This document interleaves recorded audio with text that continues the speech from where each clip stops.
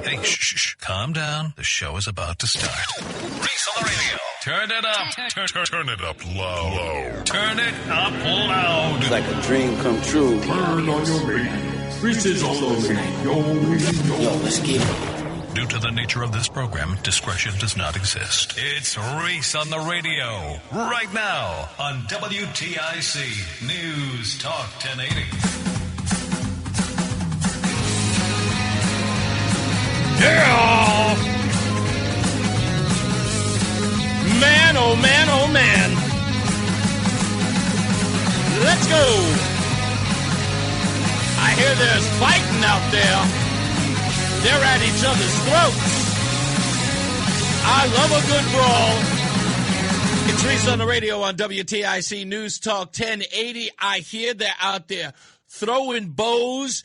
They're doing drop kicks. People are, doing scissor kicks in the Republican Party here in the Nutmeg State. Let me just give it up for everybody on the Republican side.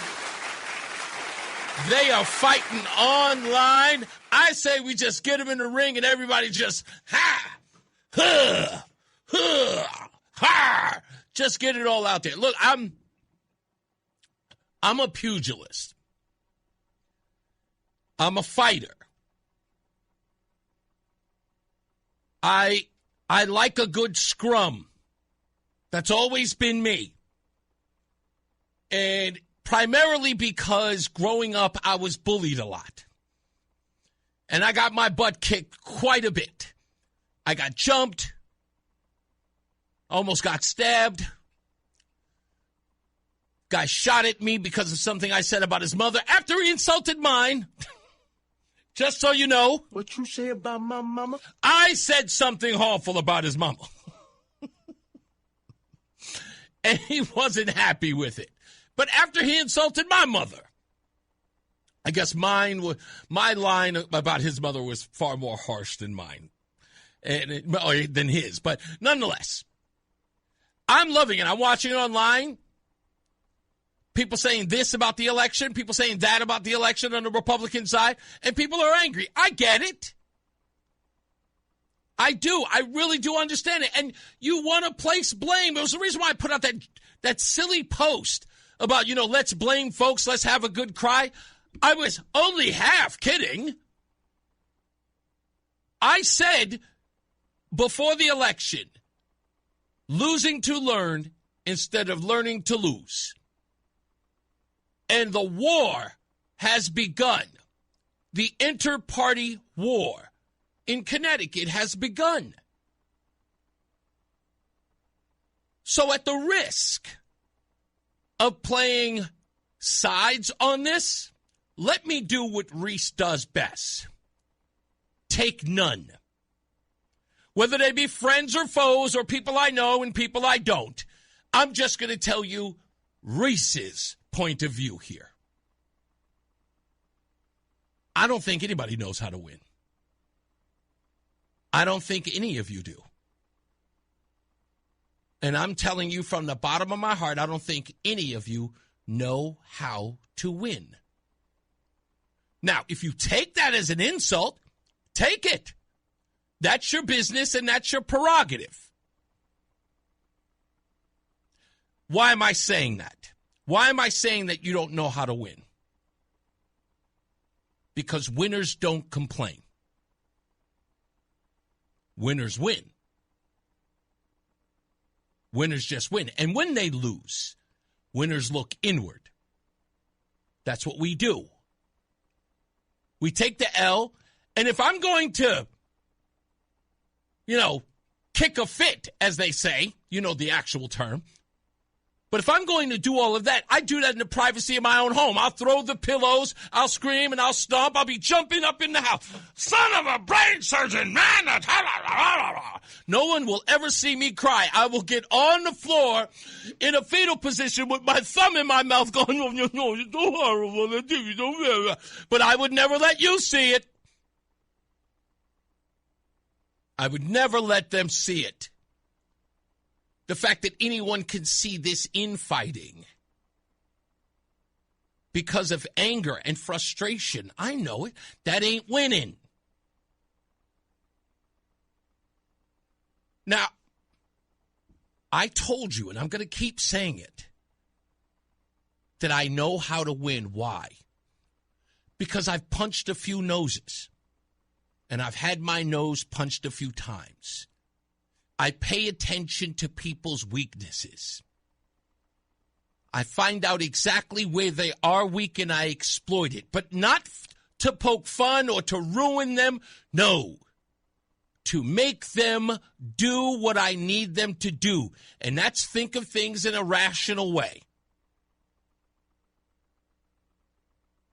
You have to expose them and then work that exposure. See, a lot of people, and I'll tell you this is one of the things that Democrats do. When they got you beat, they laugh and point. They don't learn because the only thing they care about is the victory. Because when they lose, notice how they don't know how to act? What do? They burn stuff down.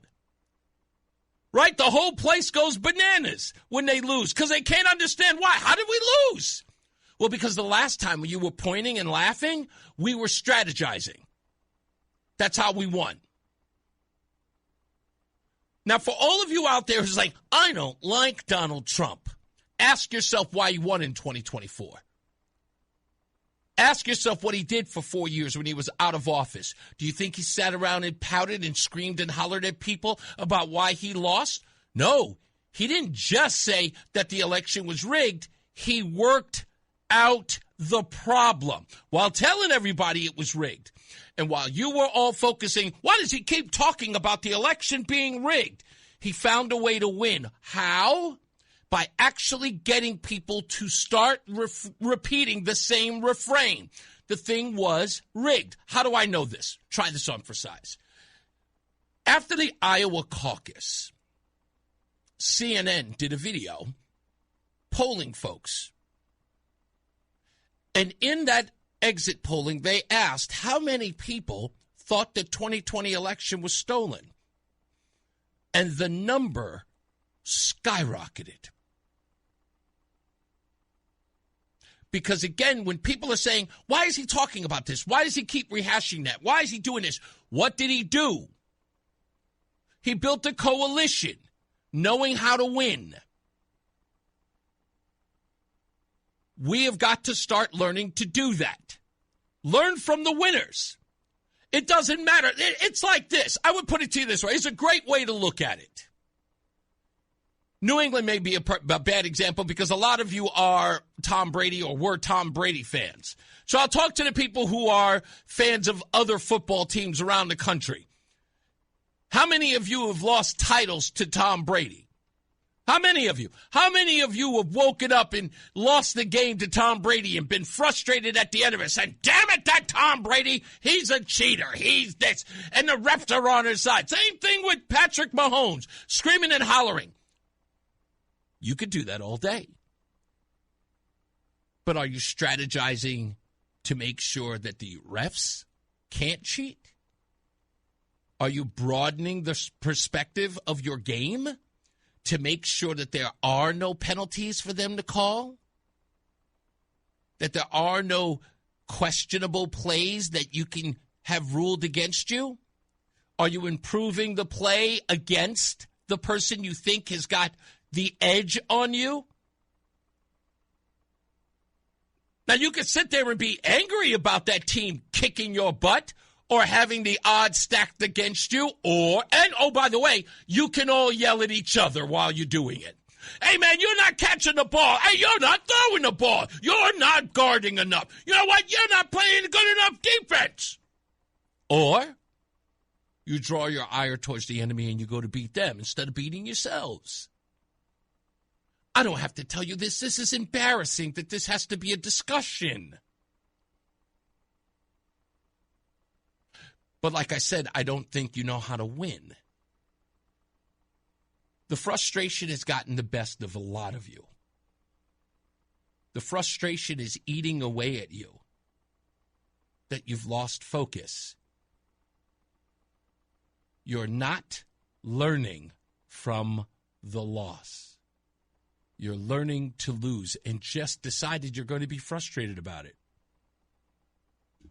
Do you know that there's a 6% increase in conservatives in this state? Did you know that? I bet you didn't.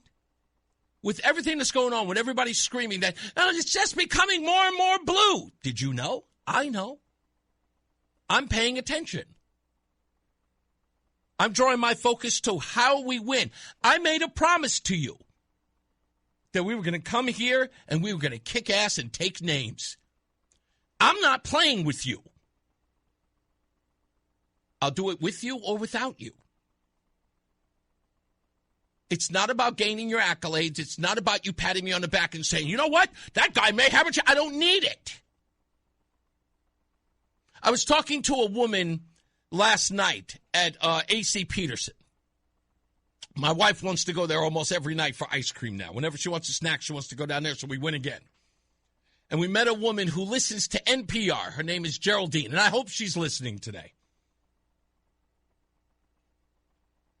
And I asked that woman sitting across from me, hey, why do you listen to NPR? And she just told me. And she explained why. And I didn't even bat an eye. I got to understand why she listens to what I would consider as my competitor. And I listened to her and I understood what the interest was. And I jotted it all down. I need to know what I'm going up against. Not what's holding me back.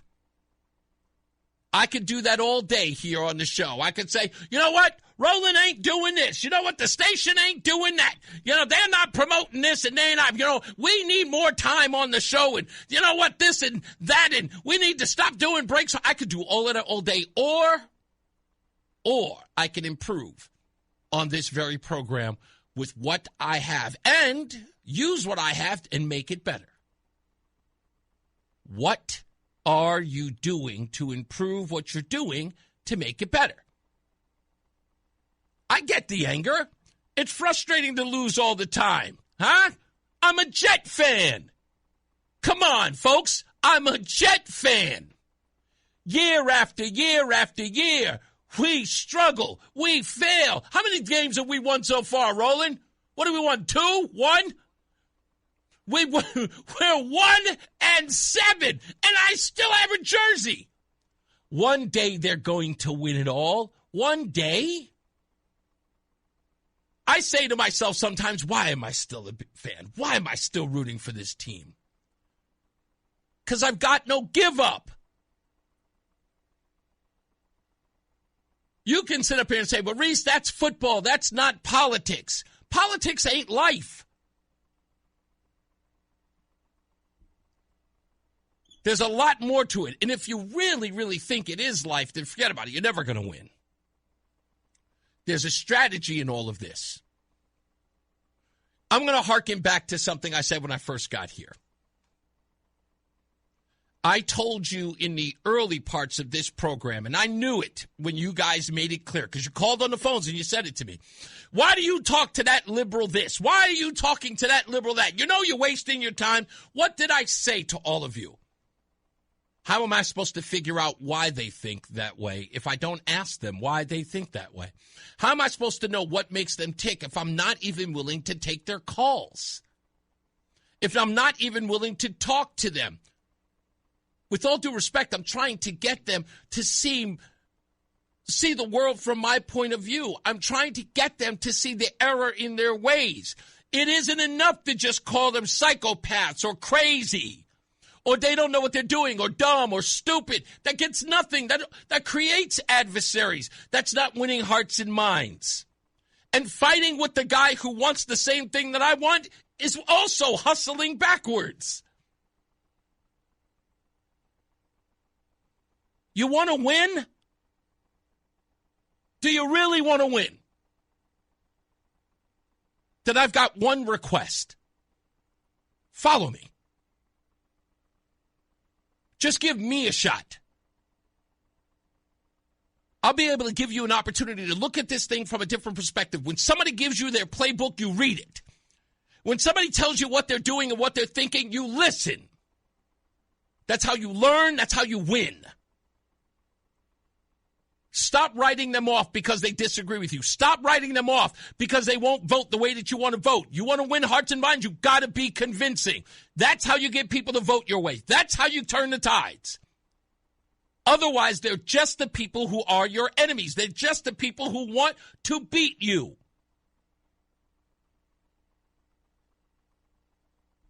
Other than that, fight amongst yourselves. I love what you're doing. I love a good fight. And while I'm paying attention to what you're fighting about, what the frustrations are, while I'm paying attention to all of those things, I'm finding a way to convince you to follow me, to get results, for you to look this way and go, you know what, maybe that guy does have a strategy. By the way, on a side note, I read everything everyone's saying. And you know it's the one thing I never saw? Solutions. Not one. No one even offered one up. They didn't say, here's what we need to do. And look, I get the whole solution is get rid of Ben Proto. Then what? Get rid of Ben Proto because of what? Get rid of him. It's like when people tell me, we need younger blood. Because they're younger? If their ideas are the same, how's that better? Sounds like just dumb ideas in a younger package. We're smarter than this, folks. I hope. Be smarter. When we come back, I'm going to give a couple of ideas on how we can win. A couple of ideas. And I'm going to use the strategy that's already winning. Theirs. That's how I'm going to do it. It is real simple. Stick around. More news, more views than you can shake a stick at. We'll take your phone calls as well. And you can join us in the chat room, folks. It's Reese on the radio on WTIC NewsTalk 1080. Fan of WTIC? Then do us a favor. Download the free Odyssey app and favorite WTIC. What's going on, all you scallywags out there? And I got a great message from Ben. Thanks, Ben. He says, beautiful monologue today, Reese. Conservative show hosts spend too much time preaching to the choir rather than engaging the left. I was a liberal once. Didn't really realize it, but I was. It was only through conversation and an open mind that I see things differently. A million of people like that out there. Please keep doing what you're doing. Thank you, Ben. I appreciate that. And again, this is an important thing. When I say how to win, you know, I remember getting a phone call maybe about a year ago, and I was expressing to a caller who was being, I guess, adversarial or was trying to jostle me in some way, wasn't familiar with my style or how I, you know, talk to people, like how I communicate. What I like to do is I'm usually talking to somebody who's on a different political plane than I am. I always say stay calm, and I always let them know, hey, man, of course it's okay for you to disagree with me. Come on, what are you kidding me? Please, I really want to know. I immediately, and my wife says that sort of allows people to put their defenses down. And then you don't abuse them by once they put their defenses down by attacking them, right? Because once you get them chilled, then you go, but this is blah, blah, blah. And I never do that. I always let the person who disagrees with me be comfortable enough to tell me what they really think. And not just about what they believe, but what they think I believe. And I never push back on saying, well, you don't know about it. No, I want to know. No, seriously. I really want to understand. Maybe you have the answer. And I listen to them. So I'm talking to this guy on there, and he calls up the show, and he says something along the lines of, you're not changing anybody's mind. And I go, you have no idea how many minds I've changed. You have no idea. Now, people know the obvious, right? The women in my life have become more conservative. But that's easy. If they've been around me 24/7, after a while, ideals shift. And if you have a goal as a family, usually if you're guiding them in the right way and you're becoming either more prosperous or, successful, people start to see the error in their own ways and they go, yeah, maybe I am this way. Maybe I do see things differently than I was telling everyone. That's different. But that's not my track record. My track record is not just with people who have changed their minds politically.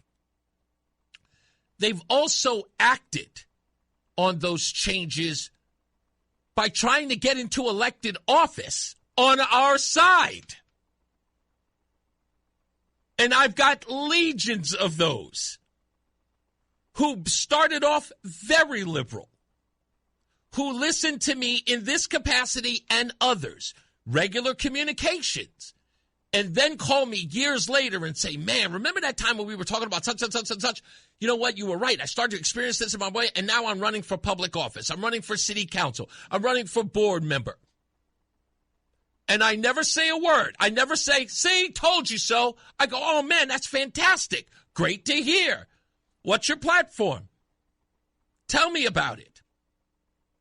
Because it was always about giving what they believed credibility.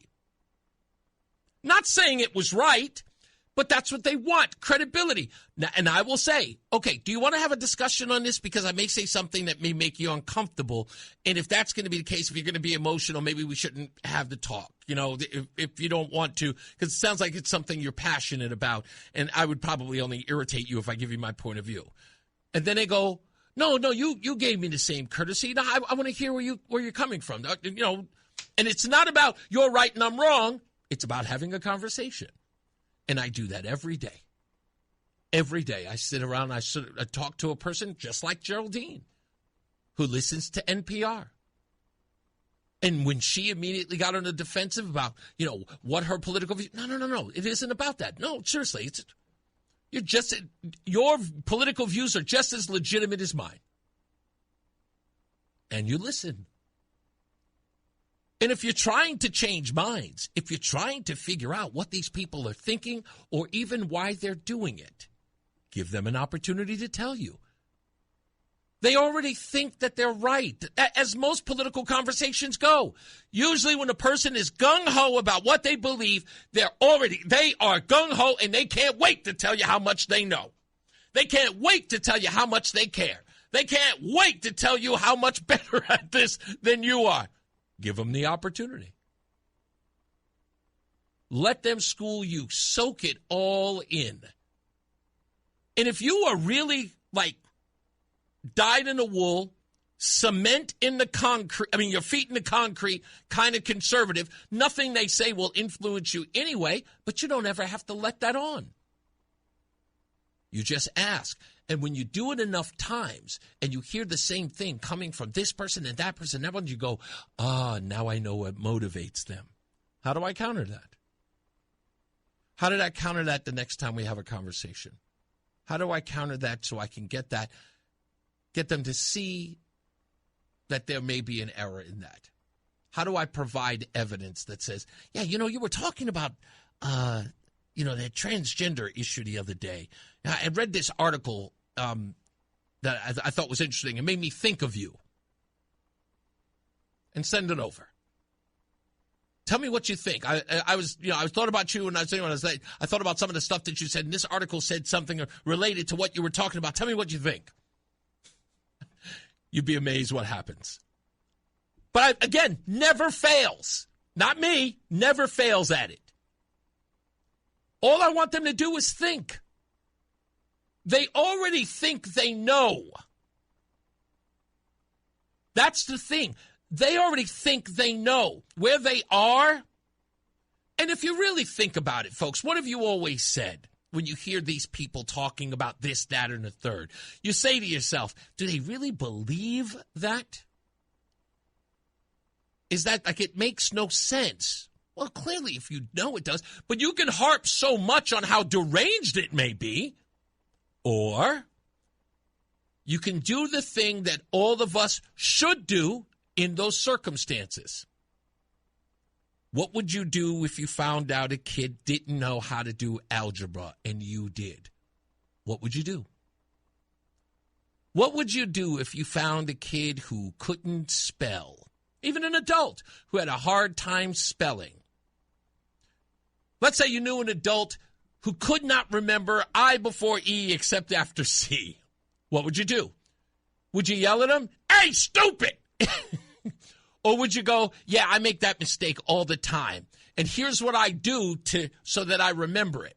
I remember the first time I told my mother-in-law how to remember the road maps or the interstate, how to figure it out. If it ends in an odd number, it's north and south. If it's an even number, it's east to west.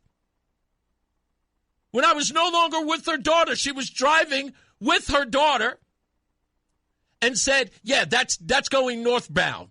That woman hated me. She goes, that's going northbound. And her daughter said, how'd you know that? She goes, I learned it from Reese. That's your job. Arguing, fighting, all that other nonsense, unnecessary. You have to teach them. Convince them the errors of their way by actually saying it. So what I said about New York. You're not going to be able to convince those bozos that Zoran Mamdani is not the way to go. They have to experience it. So when they were so busy screaming at me online, going, you're just mad because they won't listen to you. What are you talking about? They did exactly what I told them to do. Vote for him. Sometimes, folks, you have to cede ground. Sometimes you have to give those people exactly what they want. And then when they see the error of their ways, then when they see that they're not making any money, then they see that they're actually getting taxed out the wazoo. Then when you find out that jobs are leaving and then they're losing their job. After a while, people start looking around and going, what am I voting for? And that's when you come in. And you don't even have to say, see, I told you so. You just go, yeah, it's messed up. Yeah. I tried to prepare people for that, but, you get what you vote for. What's going on, Steve? How are you? This is a fantastic topic. Thank you. This is what's lacking in our school system. The Socratic method. You heard what that is. That's when you ask somebody questions and you get them to answer their own questions and they have to think. Boom. Number one, what it does is it flatters them that you're asking their opinion. That's right. But it also puts them on the defensive because now they have to explain themselves. That's right. And they come to the conclusion on their own without the embarrassment that you told them, right? That you taught them something. Probably the best debater that ever lived, he doesn't get enough credit, was Jesus Christ. Whenever the Pharisees came up to him and outnumbered him and threw all kinds of questions, what did he do?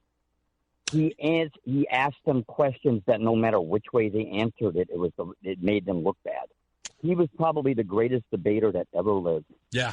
It's, again, I found it. I remember what my days were like, Stephen, where I was screaming and hollering at folks and I got nowhere. I only created enemies. And I kept saying to myself, I was like, what am I doing wrong? And I realized I wasn't catering to, it's not about catering to their better angels, but in some ways it is about people's ego, especially when it's about disagreement. Oh, yeah. So. But the thing is, like in ancient Greece, they had the sophists.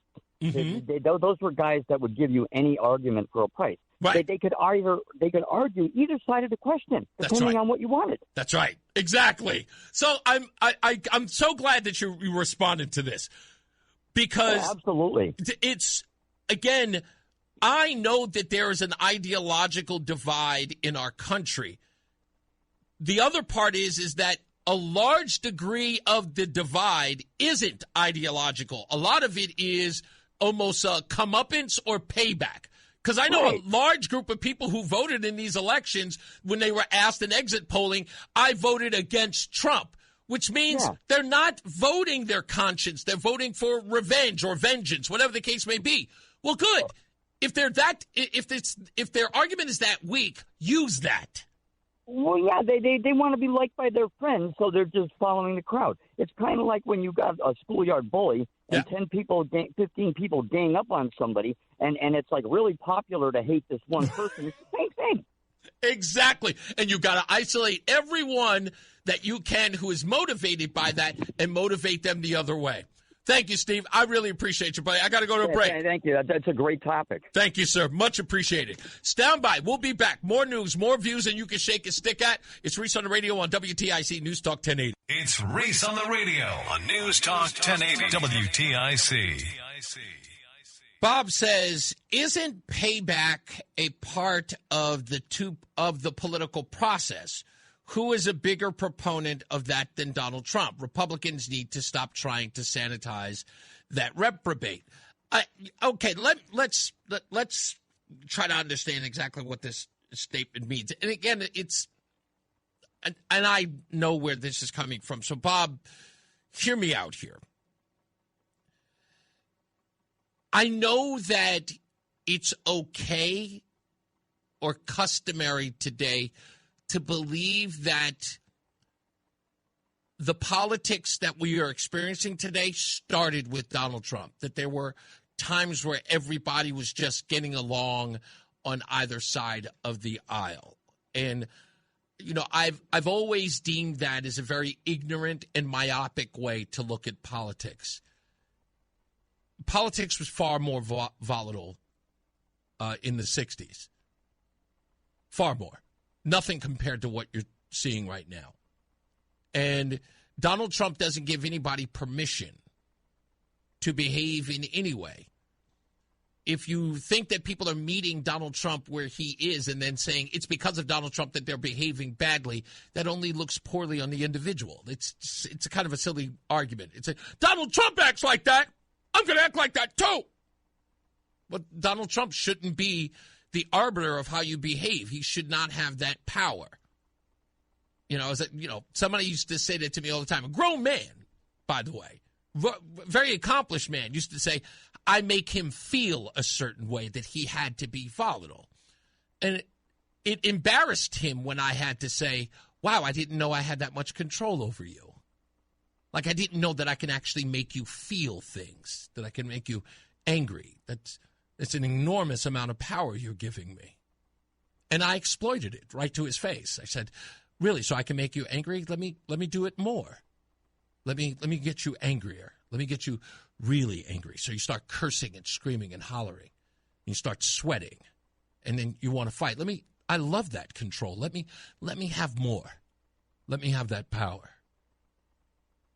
He didn't know what to do with himself. I mean, he felt like a child. And that's kind of the way I look at that statement. It's childish. I don't know how to behave because Donald Trump's a big, bad man. He's a big, bad meanie. That doesn't work on me. I find that embarrassing for you to admit out loud. That's just the way I look at it. Okay. You probably have never been told that, boy. That's okay. Marky Mark, what's going on, sir? So I know how to read the room, and I know you don't want to hear this. I don't, and I'm not going to. Look, I know what. Listen, Mark, let me put it in a different way, though. Okay. Because you just moved up here, I'd like to use that as an analogy. Okay. You just moved up. You don't know anybody. You right. got a house, and you got to put a roof on it, and right. you look up a general contractor. Right. And it's Ben Proto, general contractor, and he subs out. Wait a second. He subs out the work, and these people happen to be RTC chairmen, and they're candidates for whatever position, right? Right. They screw up the roof. It leaks. It's horrible, right? Right. Now, okay, a few months down the road, you want to put an addition on that same house with the bad roof. You go back to Ben Proto, the general contractor. No. He's going back. Well, this is now listen. Now it's time you come into a little money. Now you want to build a house. Are you going to go to Ben Proto? No. Well, that's what we've done here in Connecticut. Oh, no. He's been elected Mark, three you're times. preaching to the... But, Mark, you're preaching to the choir here. And again, my diatribe, although you were... And I'm going to be honest, even though you're a part of what I said in my opening comments, you're not the issue here. Like, you're not the problem. I get what you're doing. And I understand what you're doing. Exactly. You're trying to figure out how do we – well, I don't have a solution. Well, first of all, and I got to use the analogy again, you got a clean house. Yeah, no. You are 100 – willing to – You are 100% right on that front. So let me sort of make up what Mark and I are talking about here. And what Mark's absolute righteous criticism is, but I wouldn't do it in a way that everybody else is doing it, but the righteous criticism here is the fact that people have to be honest about the leadership of the Republican Party in Connecticut and its failures. And people who were suggesting that they're doing a good job when you had so many places flip to Democrats in this election, you are not only are you lying or being disingenuous, if it isn't those things, you're blind. And that creates a little bit of a rift. And in Mark's case, Mark is not going to stand for that. So Mark is going to call those people out. He's going to call them frauds. He's going to call them fakes and all that stuff. Can I leave you with one thing, though? Real quick. Ironic part is Ben Proto is blaming what? Oh, money. Yeah, saying money. Now, Republicans, what do they always tell us about the education system when we want to dump more money in the inner cities to educate the kids? Yeah. Well, you can't fix it with money. Right. But yet, they think they could fix their own problem with money. Right. You know what? But wait a minute. Remember what I read yesterday? He got $3.2 million and only $81,000 was used of it on actual promotion of candidates.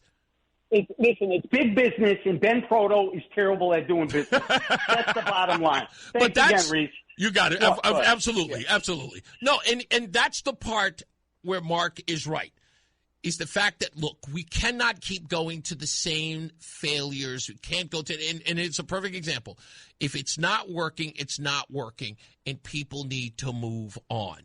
And part of this deal is – and again, this isn't a personal thing. I don't know Ben. I don't know him at all. He doesn't know me. But I've got to ask one question, and I think it's an important question for anybody. Do you want to win? I know the answer is yes. Are you winning? I know the answer is no. So you've got to keep saying, it's like, well, we're going to get better wide receivers next time around? That's not a plan. What's the plan? And coming around saying, it's like, don't worry about it, we'll get them again next year. That can't go on every year, because every time you fail, somebody's got to know that at the end of the day, someone's going to take responsibility and give it to someone else who can. That's all I'm saying. All right? We'll get into some headlines when we return. It is time to go to the WTIC newsroom with John Silva. We'll talk about one of the stories he's covering in Virginia. It's Reese on the Radio. Reese on the Radio, making sense of the news. Yeah, even when it makes no sense at all. Now on WTIC, News Talk 1080. Let's get into some headlines.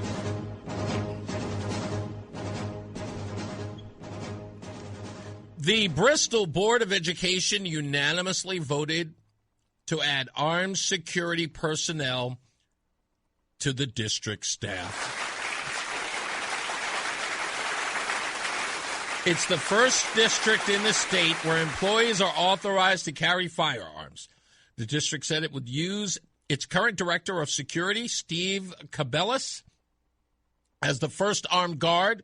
With the policy change, the district said it is the option to expand the program in the future. It said that the goal is to add another layer of protection when it comes to keeping students and staff safe. The district already has school resource officers who are armed, but those positions fall under police departments. Police Chief Mark Morello said that his officers will work with the guards to improve school safety and will also mark the first time the elementary schools will have armed security. Bristol Police Department will continue to collaborate and extend any and all support to the board that the board deemed necessary to make this a successful program. State law requires that anyone hired for the position must be a retired law enforcement officer. Cabellas is a former state trooper. Supplemental armed staff, along with the police department, will be not only in schools, but our extracurricular sporting events as well. We did it. Well, they did it. But I'm glad that they did. You guys have talked about this. Bristol will be the first. Hopefully they will not be the last. So congratulations to them and the kids. This will give the kids there an opportunity to meet former law enforcement, to know that they're being safe. This is it's a great community outreach. People don't realize that, but it will. And I know it's not like these officers or former officers don't know that. They know what it's going to be like and how great that's going to be. Now, on to another story I talked about earlier. The number of active Republican voters in Connecticut has increased almost 6%. That's more than 26,000 voters over the course of 4 years, a trend that is especially prevalent in some of the state's biggest cities.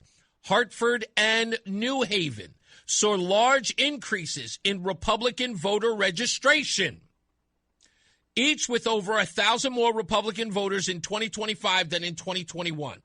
This gain nearly doubled the number of registered Republicans in both cities, but the party still sits strongly in a minority statewide in nearly 3 out of 303,000 voters.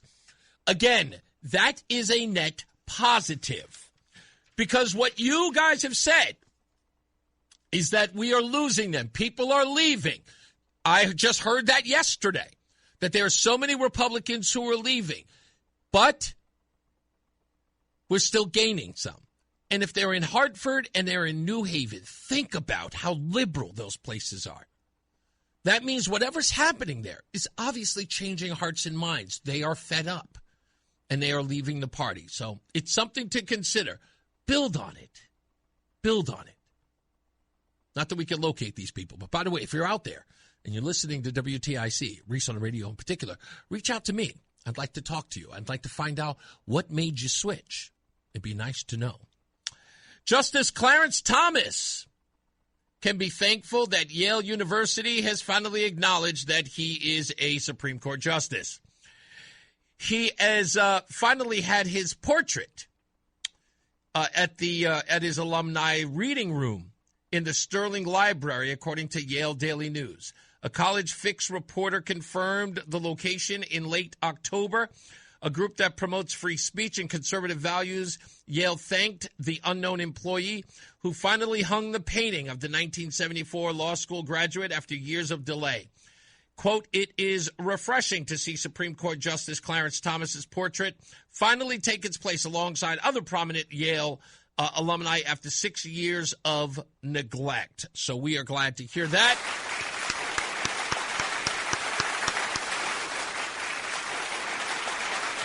Now it's time for the stupidest thing I read today. Yes,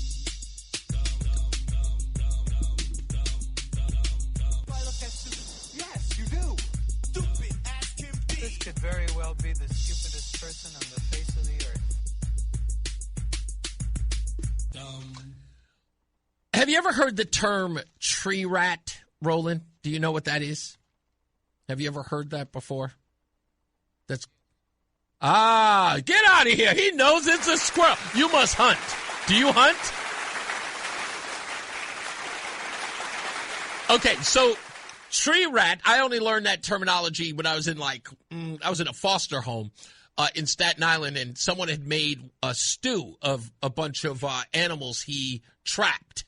And I had bear meat. I had, of course, venison, which is deer, for those of you who don't know. And he said, tree rat. And I went, what the hell is tree rat? And he says, that's a squirrel. Yeah. Well, the reason why I use the term tree rat is because you might remember last week we did a story about the rat problem in Hartford, Connecticut. And you know what's crazy? Yeah. Ever since we did that story, I've been seeing I'm scrolling, I'm seeing rat infested this and rat infested that. I'm like, get these rats off my phone, please. The algorithm is crazy. So now. Isn't that wild, right? So just talking about it now, you're seeing rats everywhere. So, yeah, and I'm seeing it as well. Well, the reason why I use the term tree rats is because we saw the growing number of people, a growing number of rats in major cities, and Hartford shot up 8 spots to number 5 of all the major cities being the rattiest. But this story is crazy, and I only call it crazy because our college students, poor souls. This past Monday, a school-wide email was sent out announcing to students and faculty that certain campus squirrels would be removed from the premises of Trinity College. They said that many squirrels near Trinity are harassing students. Yeah, that's right. They say, quote, "We want to keep Trinity safe. And if relocating squirrels is how we do it, so be it." The message urged everyone who had a negative experience with one of these mammals to contact facilities immediately. Well, because of this news, it sparked outrage with many of the Trinity students who took to a website called Yik Yak, which is an anonymous posting forum for colleges. And the kids are, if you could believe it, expressing anger. Why are they expressing anger? Because they want to save the tree rats. That's correct. I knew it. These sweet animals did nothing wrong except existing in spaces overtaken by humans. To, quote, relocate them would be an act of cruelty. Many agreed with this statement, with one commenting, "How can Don Lugo allow this? Is this really his vision for Trinity?" Supporters of these remarks took commenting to hashtag hands off our squirrels on the Trinity College Instagram page. Oh, my goodness. Hands off our squirrels. The squirrels are harassing students. I don't know if they're being attacked by squirrels. I would hate to be attacked by them. The ones in New York, they'll go for your jugular if you let them. Well, I can tell you this: if they all got together and wanted to attack us, we would be in a heap of trouble. A whole heap real. of trouble. But apparently, I want to know why they're particularly aggressive at Trinity, because Trinity doesn't seem like a place where, unless somebody is feeding them. Oh yeah, that could be true. Because that could be the reason why. Absolutely. They had a case a while ago, many years ago out here, of a boy feeding a squirrel, and he was backing up because he wanted to try to get the squirrel as close to the house as he could. Oh. And the squirrel thought he was taking the food from him and sliced his face. He had to get like 25 or 30 stitches from the top of his head all the way like through his nose, through his lip to his chin.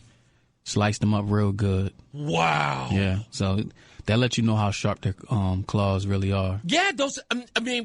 But look, they're animals at the end of the day. It's not like you could talk English to them and be like, I'm not taking your food. I just want you to come a little closer. And they say, oh, okay, cool. Back up a little bit. I'll be right there. So wait a minute. So you're telling me the boy was trying to get the squirrel to come with him to the house? Yeah, he was in the yard. And he's backing up, trying to come more and closer to the porch so he could, I guess, sit down and feed the squirrel or whatnot. And the squirrel thought it was trying to take the food away. Take the food away. And he attacked. Yeah. I want to know, first of all, if anybody knows about these squirrels that are attacking folks over at Trinity, if you've got a kid that goes to the school and they've been, I got to hear from you. Is there a movie, Attack of the Squirrels? I don't know. There should be now. I'm telling you, I don't trust those things. And the thing, I'll tell you this, the thing I don't understand them, and this is how I know they're dangerous. Just coming into work today, 2 squirrels jumped right in front of the wheels of my car, like at least 2 feet from me, waiting until I got closer to them. I saw them sitting on the side of the road. As I come closer to them, they wait until the last minute and then dart across. Yeah. Like it's probably a game for them. Yes. And I'm going, and now, of course, you say to yourself, I don't want to hit the squirrel, because if you're squeamish about that thing, you don't want to. Yeah, you don't want to hear that crunch. And you don't want to kill a woodland creature, especially if you have one of those conscience that, will stick with you for a while. So here's the worst thing. So, when I left, after I was doing all my setup, I said, let me go out and grab something to eat. Well, I come out of the entryway of the radio station, and what do I see sitting on the road? Right at the same spot where I almost missed him? A dead squirrel. Yeah, somebody got him. Somebody did get him. And I'm like, these things, first of all, them having a death wish is exactly my point. And if they're attacking people at Trinity College, there's a reason for that. These things are vicious. They always have been. I don't think it's indicative of just Trinity, but I want to ask, I got to ask, what are the kids doing that are making these squirrels so aggressive? And if it's true, from what you're saying about this young man who was carved up by one of these woodland creatures, Man. it's quite possible that that's the Trinity problem. But they're at least being nice enough to relocate them. We have a neighborhood cat. It's owned by somebody in our complex. Oh, really? But it's a hunter cat. Ooh. So it hunts like little rabbits. Yeah, anything that looks chipmunks, like rats, whatever, mice, whatever. And it recently left what looks like a liver on my porch. Holy moly! Yeah, of an animal. And then left half a body somewhere down the road as a gift. So like my next door neighbor, she knows the owner, so she called her and said, "You have to come get this stuff up because it looks disgusting." And we were like, "Well, why you let your cat hunt?" She was like, "Well, he's a hunter cat." And I took his collar because it doesn't have a collar off. I took his collar off so the prey won't know he's coming. I said, "Oh my!" Wow! I said, "Now that's strange." Yeah, that's wild. Strange. Let's go to Ken in Meriden. How you doing, sir? I'm good, Reese. How you doing? I'm all right. What you got? Hey, I got a squirrel story for you. Go for it. Back some years ago when I started dating my son's mom. Mm-hmm. Before we moved in together, she was in an apartment that had a fireplace. Okay. That wasn't used, but nonetheless, for whatever reason... It was active. It was an active one she never used. Right. Uh-huh. And the flue was left open when she moved in. So it wasn't like she did it. And a squirrel got into the apartment. So she called me. Uh-huh. And I grabbed a pair of leather insulated work gloves, jumped in the car, drove over, got there, and I'm like, okay, where is it? It was in the fireplace still, but there was, I don't know, there was some kind of junk in the bottom of it, so it was like hiding. Yeah. So I'm like, it's in there? She's like, yeah. So I was all right. So I start digging in there. I grab it around the neck. Oh. And it literally latched on to my thumb. Oh. And I'll tell you, if I didn't have these insulated work gloves on, it probably would have went through the glove and broke skin. Wow. Needless to say, I walked it to the back door, opened up the back door, and I just threw it out the door because it was latched onto me. Did you just throw the glove too? Squirrel and glove came off my hand, and it hit a tree that was not far outside the door. Yeah. And I just slammed the door shut because I didn't want it to get up and try to come back in. I waited a bit, went out, and there was just the glove there. Were you concerned that the squirrel was going to be waiting for you to come outside? Yeah, I wasn't happy about having to go out there. I'll tell you. This thing, you remember what the hell was the movie? I can't remember it, but it was kind of like the cat from Christmas Vacation in the tree. Yeah, the squirrel was kind of like that. That squirrel, yeah, isn't there? Yeah, there is a squirrel that comes out that darts out at him when he brings the tree home, right? Yeah. Yeah. And then there was the cat, too. Those things, again, like woodland creatures, I'm telling you, even the rabbits scare me. I'm like, I don't care what they are. They're outside. Hey, if you want to have fun with rabbits, because, for whatever reason, go to YouTube. Okay. And look up the sound of a red-tailed hawk. Ooh, okay. And then play that out loud. You want to see rabbits run for cover, that'll do it. Oh, so they recognize the sound because they know that they know it's coming in. Yep, the red-tailed hawk. And then, if you want to have even more fun, do an injured rabbit sound if you know there's a red-tailed hawk in the area, and it'll fly around looking. Holy moly. Those things scare me. Every one of those things scare me. I'll tell you, I don't like anything woodland. Thanks a lot. Thanks a lot, kid. I appreciate you, sir. Not a problem, Reese. I'll catch you later, buddy. You got it. Let's go to Jamie real quick. How are you, Jamie? Nope, we lost him. Rudy, what's up, sir? Hey, funny topic. So we have a family of squirrels on our patio at work. Oh, wow. And the owner's husband hand feeds them. They take nuts out of your hand. Yeah, I know this woman in New York who does that. This woman at Washington Square Park, she's infamous for it. They're like all over her body. So they're crazy because in Philly at University of Pennsylvania, they have the same problem as Trinity. You'll be eating your sandwich, and all of a sudden it'll jump on your lap, grab the half a sandwich that's not in your hands, and take off. And it's funny. They're not afraid of you. Yes, but they used to be.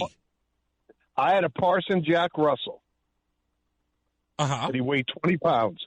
And I'd be in my garden, which was fenced in, and a squirrel would hop up on that fence with me standing there like he's going to pick Brussels sprouts or something.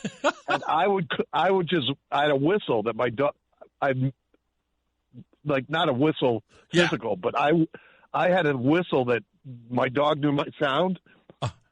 He'd come out that screen door, jump off my deck, and that squirrel would see him, and they'd all leave. They're afraid of a 20-pound dog who would shred him. He'd shred him, but not afraid of me. Yeah, not afraid of a human being. You should have seen it one day. I'm in Old Saybrook. Yeah. And I'm coming up. There's a private community of like $1 million houses off of Essex Road, right near 95, the bridge. And a squirrel got its tail run over. And it got mushed so hard, it got trapped. Wow. And we were in traffic. We were trying to get on Essex Road. There was 8 cars in each direction. You're crawling by. I'm like, someone run it over. So just put it out of its misery. It started chewing off its tail. That's how crazy that. In the middle of the road at rush hour traffic, I'm leaving my friend's house to go back up Route 9 to Middlefield, and this squirrel is trying to chew its tail off to get right. This is, you know what? This may be the kinds of squirrels that Trinity's talking about. These may be some. I got to find, because I've never known squirrels to be so aggressive that you have to relocate them and not touch them. It's because it's obviously they've fed them too much. Yeah, and that's I think so too. At the University of Pennsylvania, they stopped being afraid of you. And I mean, the squirrel I'm talking about at work. Yeah. I've seen the adult one, not the babies. The adult one jump. A lady sitting outside on a high top table with 2 chairs by herself. The freaking squirrel jumped in the chair across from her and put his paws up on the table like, feed me. I'm like, you're out of your mind. I'm like, please don't. They want me to feed them, and I'm like, I can't. I'm running food to tables. They see me with like a burger and French fries, they're going to come like fall up my leg. Now this, you're telling me now I can't eat outside. Let me go to a break. Thanks, Rudy. I appreciate you. No, get a Jack Russell. Maybe you're right. Yeah. Thank you, man. Jamie, stay on the line. I'm going to get back to you in the next break.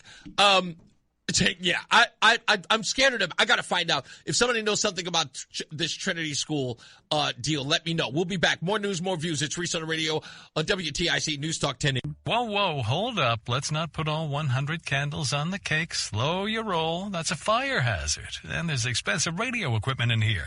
And I'm not quite sure what I'm wearing is fireproof. Protect the equipment, just the equipment. It's Reese on the radio. We are back on WTIC News Talk 1080. And thank you guys. Everybody's in the chat room. I have to tell you, I'm I'm like on fire right now because I kind of feel like the show's got a momentum going. So don't ruin it. I just love the fact that people are reacting to the squirrel story. The chat room has gone nuts on the squirrels. And I guess this is something you all can relate to. So I appreciate it. I try to stay away from them. I don't speak to anything that doesn't speak English. I'm sorry. I know it sounds prejudiced, but I don't care. Let's get to the phones. Jamie in Middlefield is on the line. Thanks for holding, Jamie. Hey, you're welcome, Reese. Hey, I never thought I'd be calling to talk about a squirrel. But first, well, actually, 3 quick stories I will do, but I do want to welcome you to Connecticut. I hadn't known all that time you were doing it remotely. Wow. But it's the land of steady habits, and you know what? That's a good thing because I listen every day when I'm driving home, and I'm going to do it tomorrow and Monday and Tuesday. So, that's actually a good thing for your audience. Thank you, sir. We're very habitual like that. But anyway, story 1, squirrels.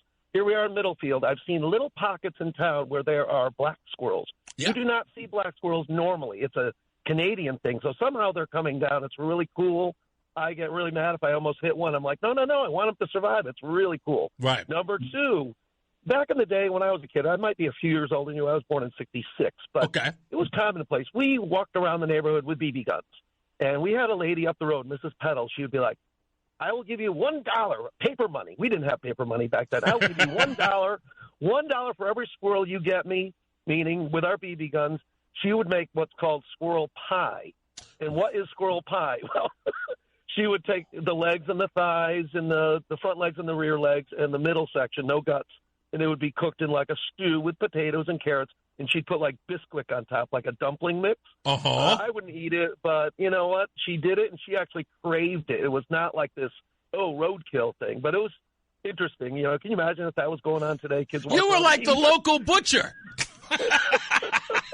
And lastly, I have squirrels in my yard right now. Just got home looking around. They're all over the place. And I don't have a problem with them. The reason is they are self-reliant. Right. They take care of themselves. They feed themselves. They house themselves. And it just shows you when too much human interaction gets into play. Whether you're a squirrel or a human being, things tend to go south. It diminishes the spirit of any being if you do too much for them. So that's what. So you're of having, in a small capacity, having studied them and been around them. Do you believe, as many others have said, even Rudy, that the new aggressive squirrel is due in part to feeding them and sort of acclimating them to sort of human relations? Well, it's not a science-based hypothesis, but it is my recollection that would be the case.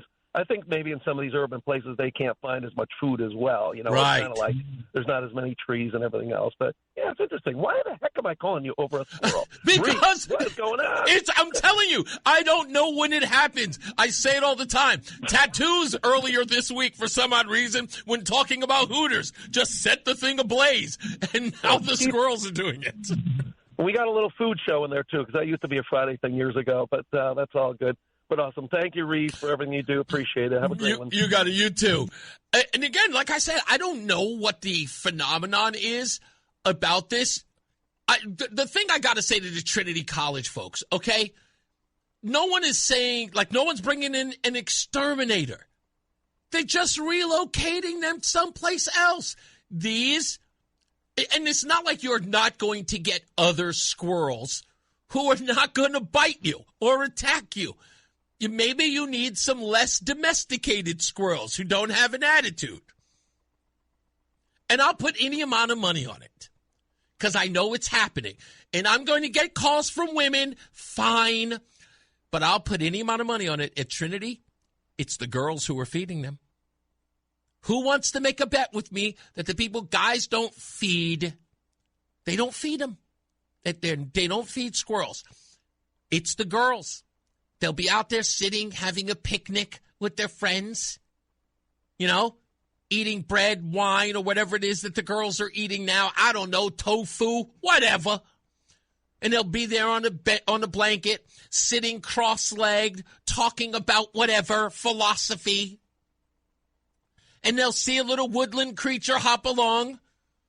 Ba-doo-ba-doo, ba-doo-ba-doo. And then they look at them and they go, oh, look how cute, suckers.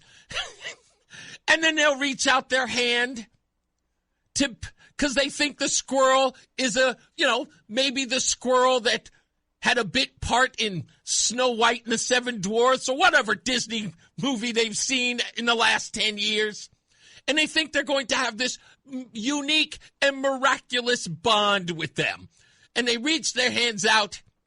And that little furry woodland creature turns into the most evil animal you can imagine. Sucker. And then they're attacked. And instead of doing what normal people would do when attacked by a woodland creature, demand action. Get these things off there. No, you become sensitive. It wasn't his fault. It was me. I invaded his space. It was us humans who have taken over their natural habitat with the buildings and the cars and the technology. That's why. I know it. I know it. There's no way there are guys on this petition on Yik Yak. By the way, if you're a guy and you're on Yik Yak, you're dead to me. You're just dead to me. Just you can't. I don't know. I feel horrible. I feel horrible that people are trying to protect rabid squirrels that are attacking people at the college. I'm sorry. Maybe we just have to investigate. Maybe we just have to investigate. I want to talk to some Trinity College kids. If you've been attacked by a squirrel, maybe you should call the show. Let me know what the attack was like. That's all. I'm just trying to figure this stuff out. Let's go. Ralphie boy. How you doing, sir? Good afternoon. The squirrels are here in large numbers. Yeah. And I have a bird feeder out there with sunflower seeds, which they love. Okay. And we have a lot of oak trees in the yard, and the acorns are starting to fall. They don't eat the acorns. You know why? Why?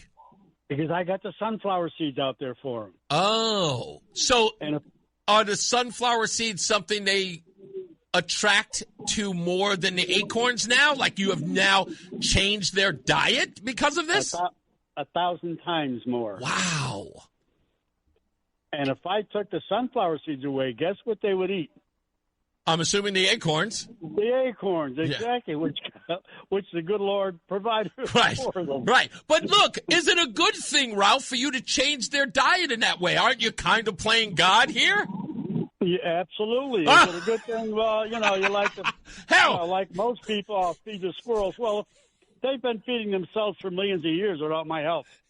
Hey, you know what? Look, I applaud you for admitting that you're playing God here. Hello. By the way, Wendy in the chat room has a great idea. She says, send the squirrels to New York. Well, you're right, because after the first year of Mamdani, people are going to need something to eat.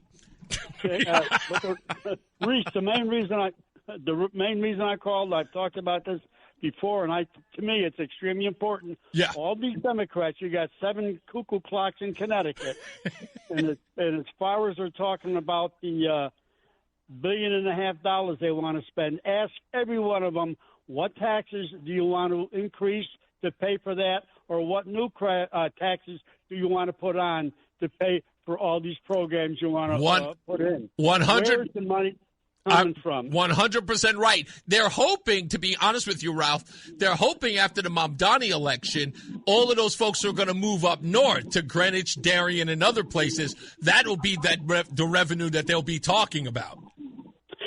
And my second question to every one of those clowns, and that's what they are. I'm sorry, they're very dishonest people. Most politicians, and I'm talking about both parties, Reese. Can you just imagine if they were around and end up being responsible for all the mess they created? But no, when all these chickens come home, they're gone. They got their big pensions and their monies, and they hit the road. But the second question I would like to ask those clowns is, how many illegals do you think we should let in this country? 20 million, 50 million, 75, 100 million? How many do you think we should allow in? I don't think they're going to have to worry about that soon. In fact, I've got a story coming up about that next week that is going to kind of pop a little hole in their balloon on immigration in the state. But I'll talk about that next week. Thank you, Ralph. Let me get to one more here. Richie is calling from Bloomfield. How are you, sir? What's going on, Reese? What's up? Okay, the squirrel problem could be easily taken care of by a couple of falconeers. I couldn't agree more. The falcons will be licking their chops, and there won't be a squirrel in that county. But see, the thing is that the Trinity thinks that they're going to relocate squirrels. Is that ridiculous? I mean, I'm thinking about that in my head. I'm going, you can't. The D.C. said they were going to relocate rats. I'm like, can you do that? No, you can't relocate. Depending on how far you bring them away, they'll come back. Yes. I mean, if they're going to throw them in the woods and they're used to people feeding them, they'll just die. So let the falcons have fun. Oh. How many falcons do you think? A couple. Just a couple? Well, if it's only a couple. A couple falconeers with some trained falcons, they will do some serious damage to a squirrel population. Yeah. I don't know. These well, it would only drive the kids at Trinity crazy because they're upset about the relocation plan. So if the Falcons come in, they'd probably be really upset. Well, that's the Falcons' natural. Because in my yard, I get squirrels all the time, and at least once a week, a red tail comes and swipes a squirrel off my front yard all the time. Does this then it's like evade? A feeding ground for the hawk. Does this then keep other squirrels away because of it? Like it works as a deterrent? I think so. Yeah, I think you're right. Some guy said earlier, you play the sound of a red tail. Yeah, that works for a little while until they smarten up. Yeah, exactly. Every animal has a degree of intelligence that they gain after a while. Exactly, but when they see their buddy just get snatched up by a falcon, that makes a whole lot of difference. Yeah, sometimes they're just like us, they say. Thank you, boss. Trust me. You got it, brother. All right, man. Have a good one. We'll take a break. We'll come back. I'm loving the fact that you're loving this story. I thought it was crazy. We'll get to that. We got plenty of news and plenty of views. I got to get into Nancy Pelosi, not literally, but we got to talk about her. And, of course, at 4 o'clock, we got Negro Nonsense. So stand by. It's Reese on the radio on WTIC News Talk 1080. It's Reese on the radio on News Talk 1080 WTIC. I meant to show some love to the People's Lobby on X. He keeps saying, you never show me any love. Showing you love now, People's Lobby. Thank you so much for checking out the show. Let me go to John in Weathersfield real quick. How you, John? Hey, Reese. How you doing? Pretty good.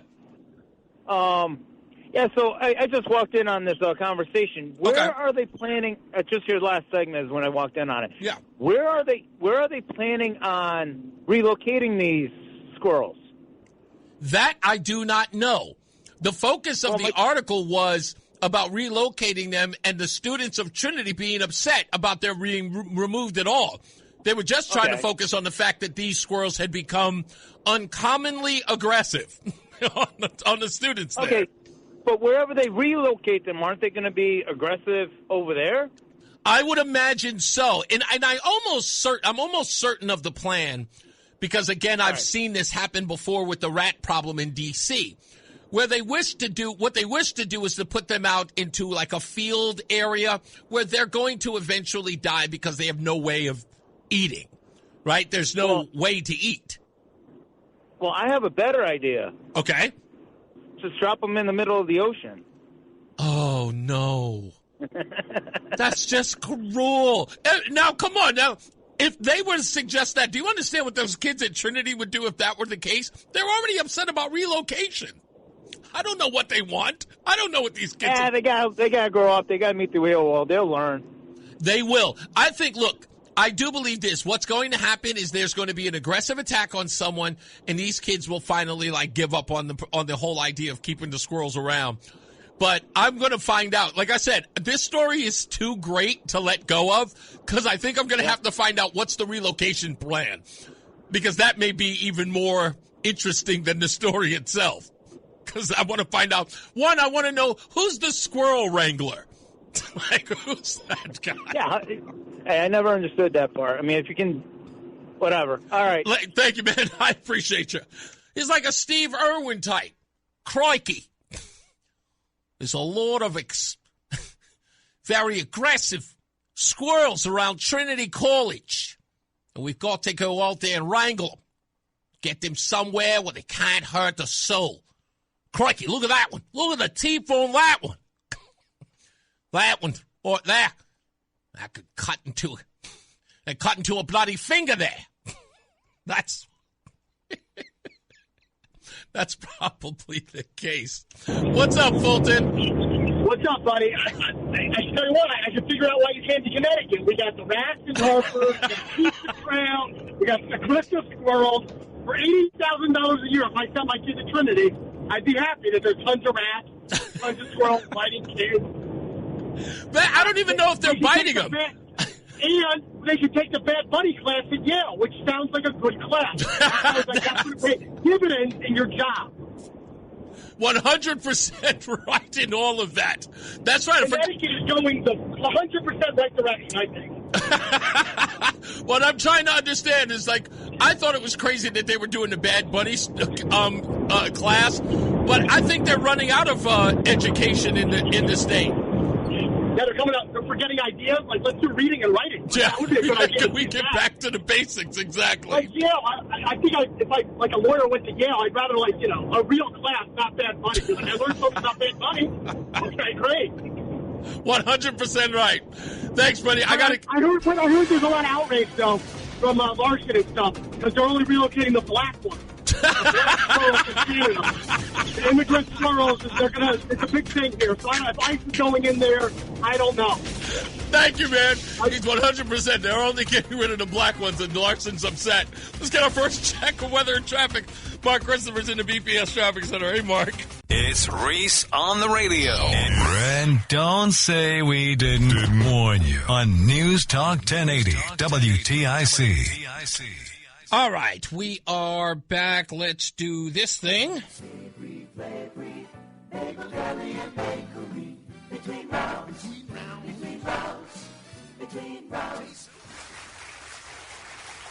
As we always do, congratulations to Mona S. in New Britain, the recipient of a dozen bagels a month for 6 months, courtesy of Between Rounds, the Bagel Bakery and Sandwich Cafe located in South Windsor, Vernon, and Manchester. If you'd like to win, you got to go to ReeseOnTheRadio.com. That's REESE on the radio.com so that you can apply. Must live in the state of Connecticut, cannot have won within the last 6 months, but you can enter as often as you like. Okay, I'm going to read this so we can get past it, okay? And I'll get one more phone. Mark in Canton, Canton's on the line. I'll get to him in a second.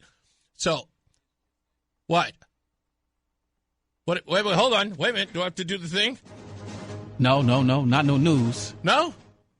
Jerry is in the building. Who's in the building? Oh, get out of here. Is Puya in the building? No doubt. He's coming to bring you some bagels. Ah, no doubt. Okay. Good. Okay, All right. Good. I'm glad. I thought it was breaking news. Anyway, okay, I want to read this real quick before we go to a break, before we get back to BPS. The Tripod, which is the Trinity publication that wrote the story about the squirrels, he said they were able to speak to the sophomore who was the victim of a squirrel attack. Choosing anonymity, the student recounted the traumatic experience and expressed relief that the college's new protocol. When asked about the event that led to her to file the report with the facilities, the student disclosed, "I was taking a walk on a weekday around 3 p.m., and as I passed the gym, I heard some sort of rustling sounds in the bushes. I didn't really think anything of it until I heard a squeak, and then something jumped out at me.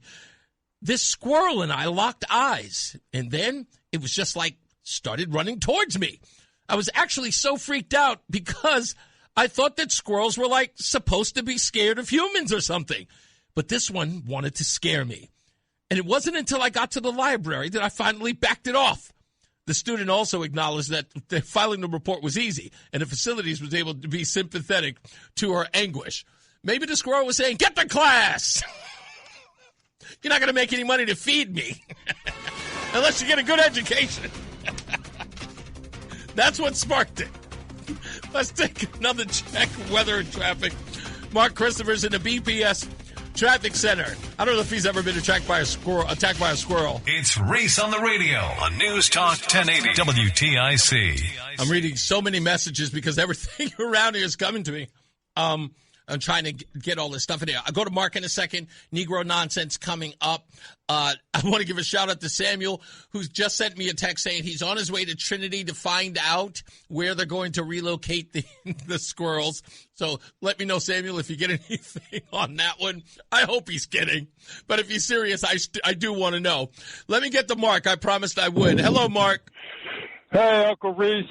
Hey, I want to thank you for sponsoring Squirrel Talk today. And I don't know what happened. I want to thank that gentleman for mentioning squirrel pie. That was a delicacy for me growing up. Was it? I grew up in the Appalachian quiet corner of Connecticut. Okay. And my father got paid every couple of weeks, so sometimes, money was a little tight. Right. So a box of Bisquick and a bag of frozen veggies and a few squirrels goes a long way. That's incredible. Hey, it tastes just like chicken. Doesn't it all? But squirrel pie, squirrel stew, that was Pretty good stuff. And you know what? I don't criticize it. When I had it, we had a teacher. I was in a group home in Staten Island, and he would come in every month with a stew of this, wild creatures. And a part of the quiz was to guess which meat was in the stew. And it was usually some of the same stuff. But I remember the only year I got to participate, and, if you got all of them right or most of them right, you win a prize. But I thought it was educational. And I remember when we couldn't figure out most of the stuff, he starts writing down the meat that was in there. What did I realize? It was bear meat. He got bear meat. There was rabbit and another. I'm trying to think. Of course, there was deer. I know I said rabbit, right? And then he wrote tree rat. And when every kid in there, now mind you, these are inner city kids from New York, Queens, all over. They see the word rat, and we lost it. I ate rat, and he goes, no, tree rats are what we call squirrels. Yeah, vegetarians. They're well fed on bird feeders and acorns. So fatten them up and get them out of your yard, and you get a free meal. You don't have to go to the soup kitchen. Wow. Again, it's fascinating to find out. Well, you know what? What would be the case if we all had to, If they made it popular for people to eat squirrel meat, we'd probably eat it and wouldn't bat an eye. Hey, well, squirrel hunting is legal. You can go out there and pop a few. How it ended for our family was one night my sister went to get something out of the freezer and opened it up, and she had a few squirrels staring at her. Oh, yeah, that'll ruin it. And it's always the girls, right? It's always the girls. Yeah, that was the end of squirrel pie in our house. Thank you, buddy. I appreciate you. See you, pal. You got it. Oh, hey, look, again, I'm not going to knock anyone for their delicacy. I know people who eat some of the weirdest stuff. I'll never understand it, but, that's a part of the culture. It's a part of the culture. All right, let's get into it. You knew it was coming, folks. It's Thursday. Negro nonsense. How dare you? Negro nonsense. How dare you? Negro nonsense. How dare you? In today's installment of Negro Nonsense, there are people who are testing the theory of walking into a supermarket and stealing groceries, like this woman did at an H-E-B in Texas. Okay, so I'm like 10 minutes, 30 minutes maybe from my house, and I'm going to show y'all, if y'all don't get your EBT, what to do. Y'all think because for some reason that they watching y'all. They not watching y'all. They don't care. White people is not paying attention to y'all. I'm in the white neighborhood at that HEB, and I'm going to walk out with my groceries. Easy peasy. Nobody's looking at me. Nobody's paying attention to me. The only reason why I play this, listen to this black woman saying that she's in an HEB 30 miles or 30 minutes away from her own home, and these white people aren't paying attention to her. Think about what you're hearing. How many times have you heard that when you're in a white neighborhood and you go to the grocery store, you go somewhere, what's the one complaint they always have? They be looking at me. They be checking me, following me around the grocery store. Here's this woman saying she is 30 miles away from her home at a white grocery store with nothing more. And these white people ain't caring about what she's doing. Boy, does that run counter to the narrative, don't it? Don't it just run counter? But don't worry, we got much more than that. We got some other nonsense. Imagine, black folks, you found out exactly the family who owned your ancestors. Again, imagine you had the means to find out exactly who owned your ancestors, and you knew where they lived. How would you react if you found out? Well, actor Roy Wood Jr. did. He's a comedian from Comedy Central's The Daily Show. He was also one of the comedians at the White House Correspondents' Dinner during the Biden years. I looked him up. It looks like he's worth about $3 million. He's quite popular, quite famous. He does a lot of political commentary. Well, he was on Shannon Sharp's Club Shay, And he talked about doing the Find Your Roots program and finding out who his ancestors were owned by. I did Finding Your Roots, and they found the white family that purchased the first black wood of my bloodline off the slave ships in Charleston. Yep, that's what we came off of. If I wanted to today, I could find the white wood descendants in southern Georgia and pull up on their house. One day I will. Yeah. They ain't got no money, though. I Zillowed they crib. They broke. Like, yeah.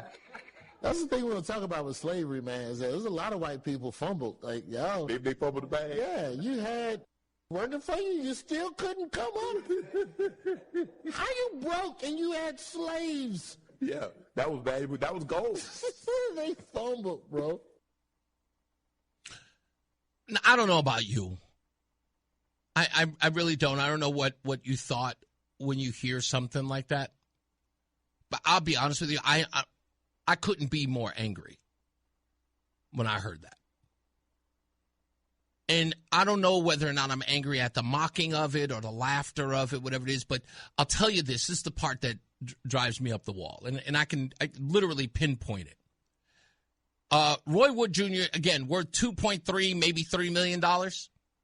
Guy's famous and the whole nine. He finds out who his ancestors were. He finds out the descendants of the folks who enslaved them, and he mocks them for being poor and does not see the irony in that.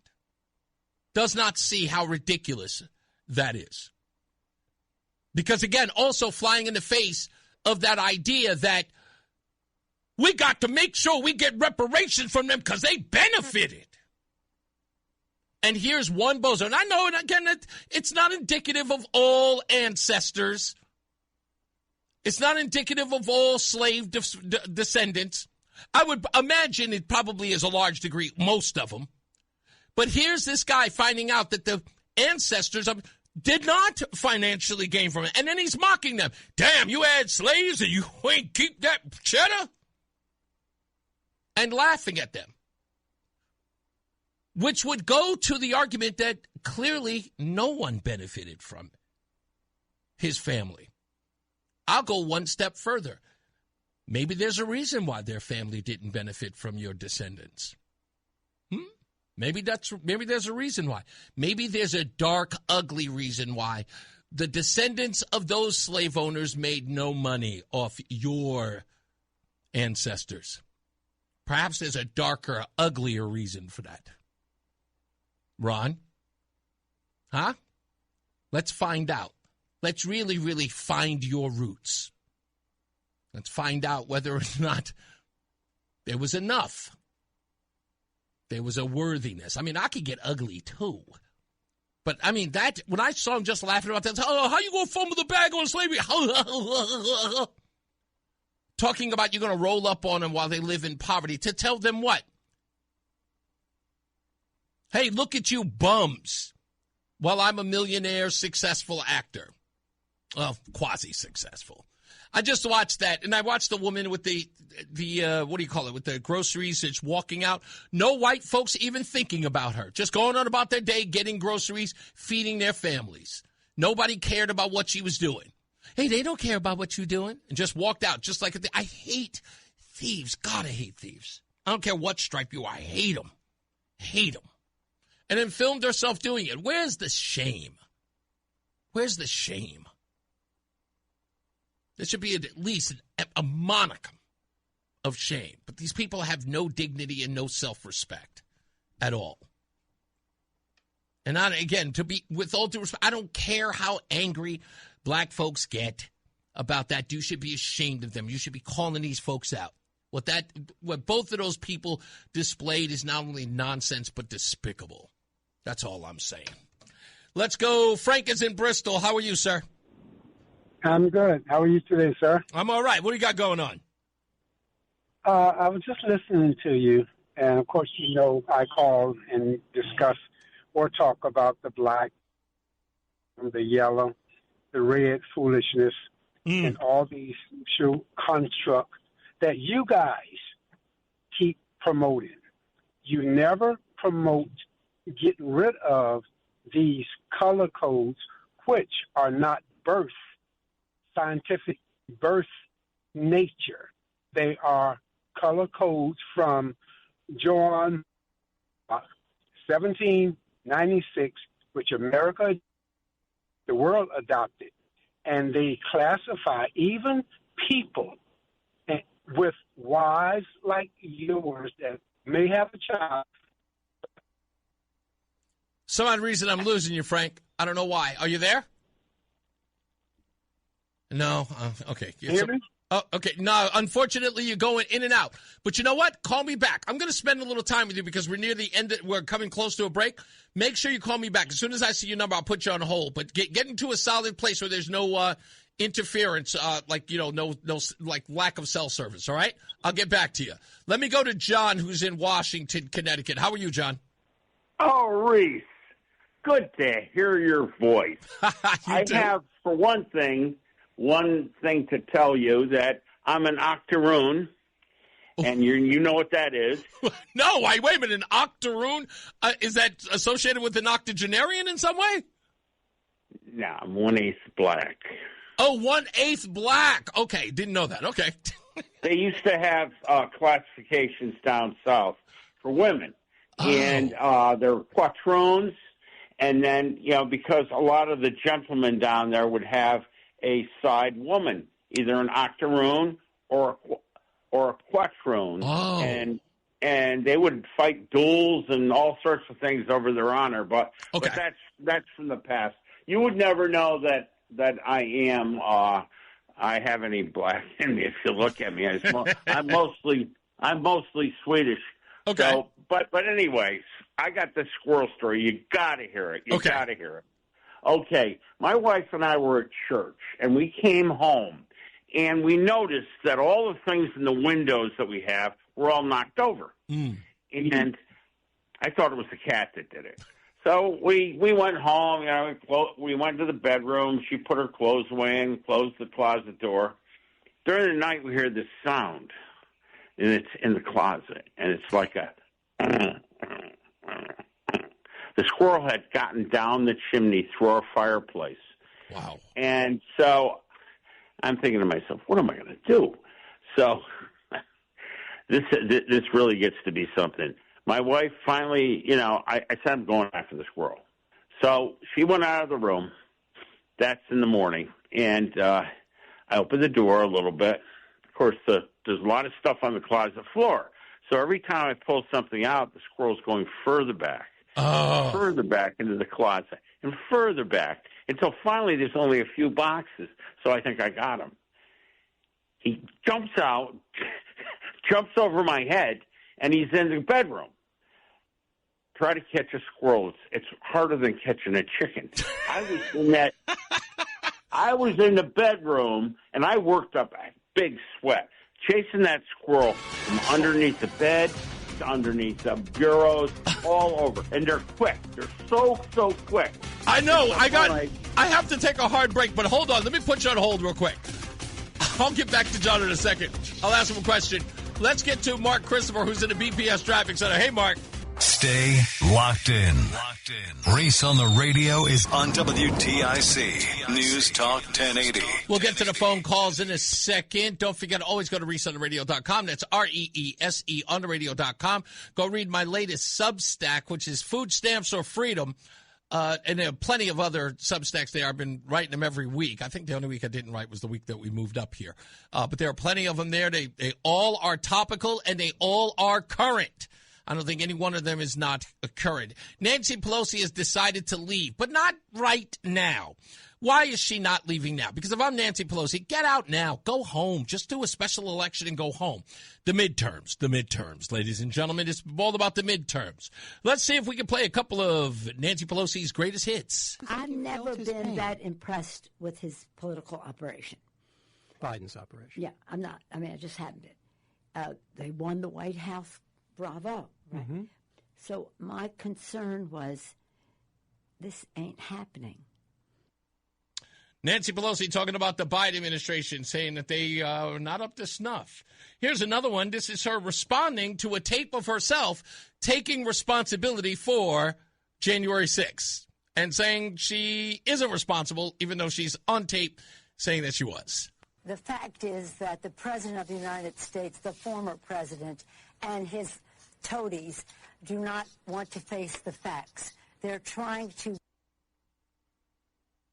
Oh, that was January weird. 6th. Why weren't the National Guard there to begin with? They thought that they had sufficient No, resources. there's not a question of how they have been. They don't know. They clearly didn't know, and I take responsibility for not having them just prepare for more. But we cannot let us be dragged into their, again, false impression of what happened that day. They know what happened that day. Yeah, we all know what happened that day, Nancy. How about the time when Nancy Pelosi said that Hamas was a humanitarian organization? War is a deadly thing, and I have many Palestinians who live in my district, and I'm hearing from them regularly about how their families are affected, who live in the region. It's a terrible thing. But let me just say that any missile that comes from someplace has a return address. And if Israel is responding to that address, then it's a shame that the Palestinians are using, are rumored to be using children and families as shields for their missiles. Should we all try to, first of all, avoid conflict? The Hamas initiated this. So again, this has to be something where we try to have the two-state solution, that we have to support.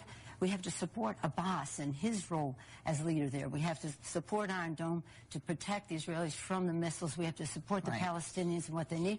And we have to confer with the Qataris, who have told me over and over again that Hamas is a humanitarian organization. Yeah, she believed everything that they told her. Nancy Pelosi, gone but not forgotten. Well, not gone yet, but will probably never be forgotten. Yeah, great person. Sad to see her go. Mark Christopher is in the BPS Traffic Center, getting you home. Oh, okay. Maybe not ready yet. Okay. He's finishing up in another. We're ready. The NAACP calls him, whoa, I don't think I'm allowed to read this. It's Reese on the radio. Let's just say some people are not fans. On News Talk 1080 WTIC. Forgot about that. I want to go back to Frank in Bristol. He's on the line. Frank, I do understand what you're saying about the social construct of races in this country. But as a commentator, be it political or otherwise, as a talk show host, what I'm trying to convey is indeed nonsense. And I know that people do not it's funny because people say if you have to explain the joke, then it's not really a joke. But what I'm doing is sort of pointing out the absurdity of certain behavior that is being promoted by groups of people based upon race, be it white or black. And all of those things are if you do, go ahead, but sorry. if you do that, then you are saying there are black people, which means that black people act a certain way. Right. There are no black people. Right. So, but if you group it in like that, then those that are classified incorrectly as black will be painted with this broad brush of stupidity. Okay. Well, then, look, let me counter that then. Do you believe, Frank, that certain individuals of the so-called black community adhere to a stereotype for the sake of confirming their authenticity? Absolutely. Okay. And that's where smart people like you come in. Hey, why you laugh when you said that? No, I mean, I consider you a very smart, intelligent person. Thank you. However, the color code white with the same mentality considers you not an intelligent person. Correct. Because you are classified as black. You are not black. Correct. I agree with you. Black. And again, this is my... Yeah, we can disagree. No. However, that is the social construct. Correct. Not all that is classified in that group will say that. Right. And I think you and I are having the same... You and I are agreeing in two different ways. Because the reason why I'm calling it Negro nonsense, as it were, is that I believe that we are all... Like, in America, as far as I'm concerned, I consider us all equal, right? Unfortunately, I have to deal with the construct that exists. I can pretend that, look, I can't look at it that way, and I only want to have a discussion with all of us as humans, but there are things that are brought upon us that separate us in that construct. So I have to address them because they exist. Right, but who are the people in the black group? I'm not. My skin color is brown. Right. I'm not in that group because I know God created me in his image, and God gave me the intelligence as he blew his breath into me, and the same intelligence because there's only two skin colors, brownish and pinkish. Right. There are no black skin color. There are no red skin color. There are no yellow skin color. However, because of the social construct, you are put in this group. Now, I reject that group because I am created in the image of God, and I have the capability with the intelligence that God created me to do like all other humans. Frank, can I ask you a question, Frank? I'm going to ask you a personal question because, trust me, you and I, because I love it when you call, and I know you love this topic, but I have your number here. Can I call you privately? Because let me tell you why. There's a thing that I'm working on with a guy by the name of Chad O. Jackson. Are you familiar with him at all? No.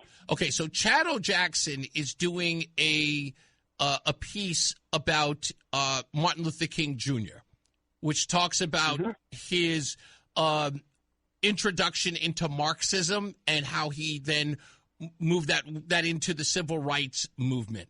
I want what I want to do is you have to pay for it in order to own it. What I want to do is I want to buy it and then I want to forward it to you so that you can watch it with me. And then you and I, if we can, because I think we want to do this very soon, is to have a discussion with you about Dr. Martin Luther King Jr. on this very topic. Is that possible? Okay. Absolutely. Give me a call. Let me tell you right up front, I disagree with Martin Luther King in his approach to ending what he called the Negro inequality. Okay. He went about it the wrong way. Then you are going to love this documentary then. I can't wait. Okay, so I've got your number. I'm going to give you a holler later on. I'll send you a text first to let you know it's me, and then I'll give you a call, okay? Absolutely. Appreciate it. Thank you. I really appreciate you taking the time, man. Let's go to, I got John who's back. John, you were telling me, sorry, I unfortunately had to cut you off. John is in Washington. So. No, that's great, Reese. I enjoyed everything that you just spoke to Frank about. But no problem. Okay.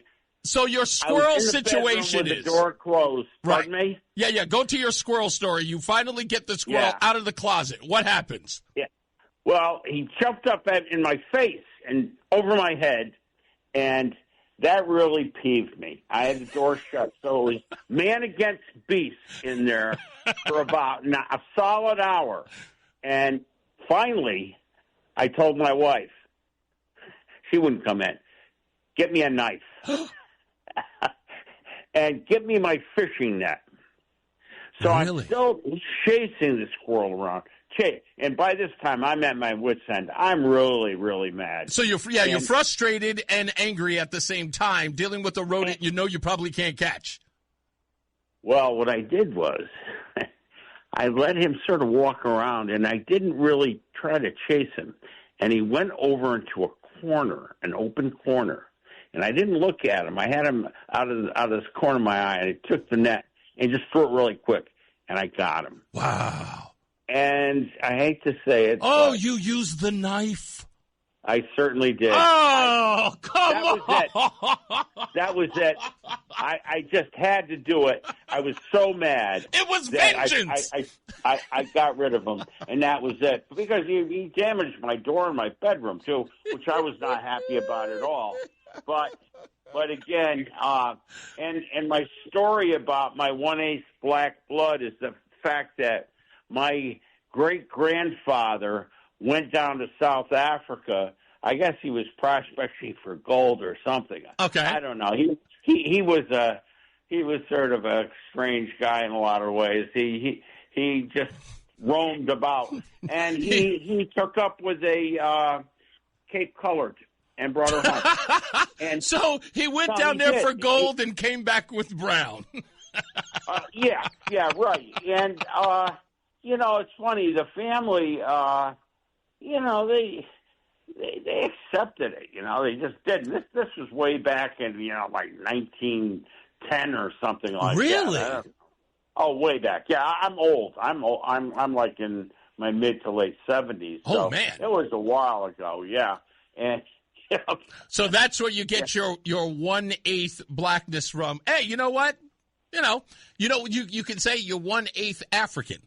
I think that's appropriate, technically, right? Well, tell the 3 black guys that tried to mug me up in Hartford when I was 17 years old. That didn't work. They didn't believe you, right? Didn't work. No, not really. Thank you, John. I appreciate you, sir. Thanks for holding on for me. I'm. Both of those gentlemen are really, really. I'm very grateful for both of them holding on. That was actually kind of sweet. Let's go. I'm going to hold off on that. I'm going to go to Sam in Windsor. Let's go to him real quick. Hello, Sam. Hey, Reese. I was just thinking you should do a Les Nessman Thanksgiving Day spoof with the squirrels. With the squirrels, right. I just sent you a link to a 3-minute interview. I walked around Trinity, Hartford. Okay. No one knows anything about it, including the campus security. So so this is Sam. Sam said he was going out to the campus. He sent me a text message. He goes, "No, I'm really serious. I'm going down there."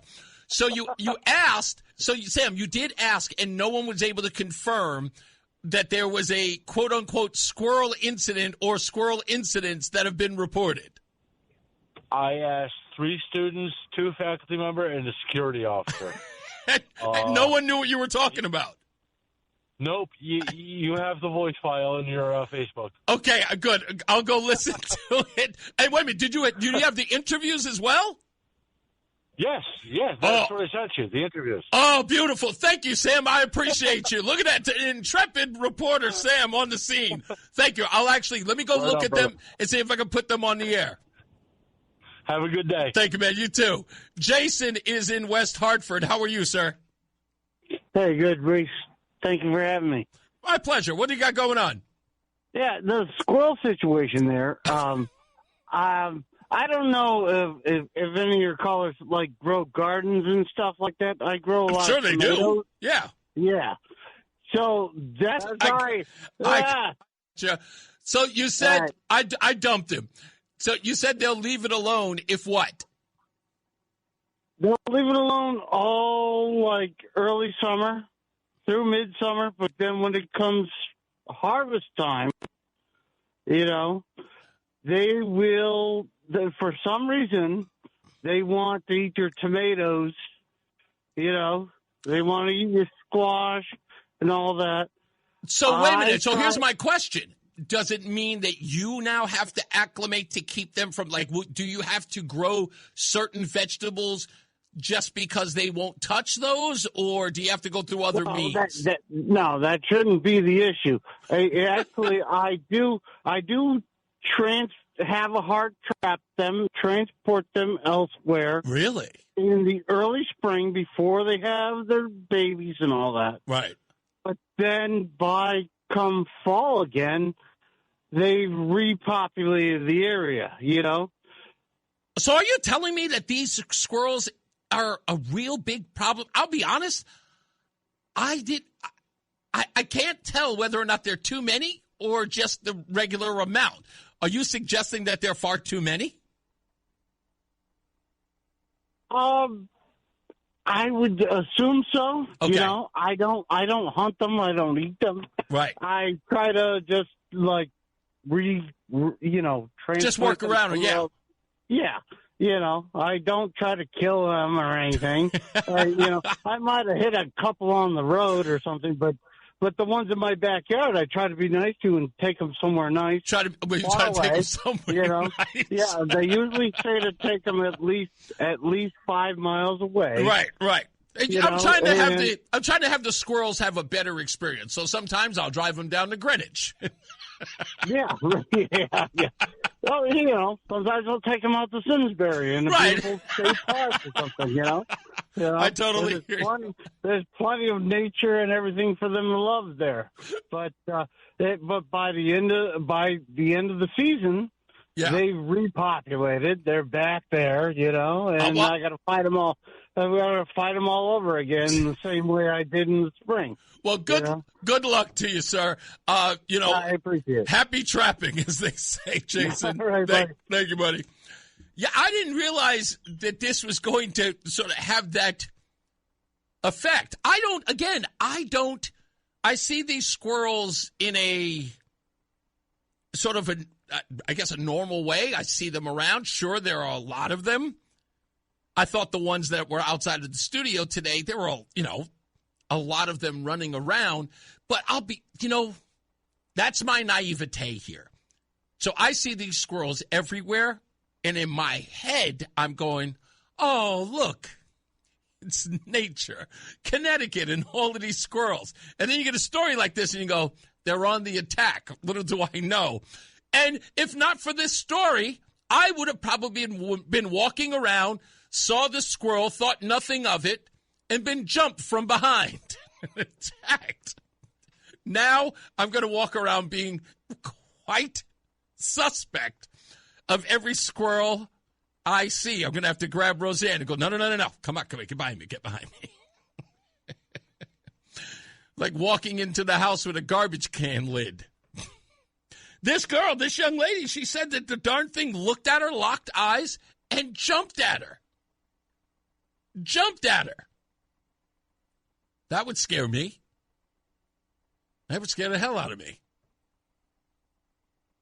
These things they're nothing to play with. They're squirrels. You think they're nothing, but they've got claws.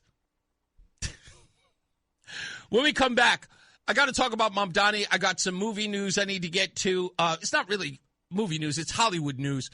There's a new TV show that airs tonight at 6 p.m., I believe, on Apple TV that I am crazy about. I want to find out if you're interested in it at all. It's from the writers of Breaking Bad and Better Call Saul. So we'll talk about that in the break in a minute, and then we'll get to your phone calls as well, so stand by. All right, let's get to another check of traffic and weather. Mark Christopher is back, helping you on the roads in the BPS Traffic Center. Hey, Mark.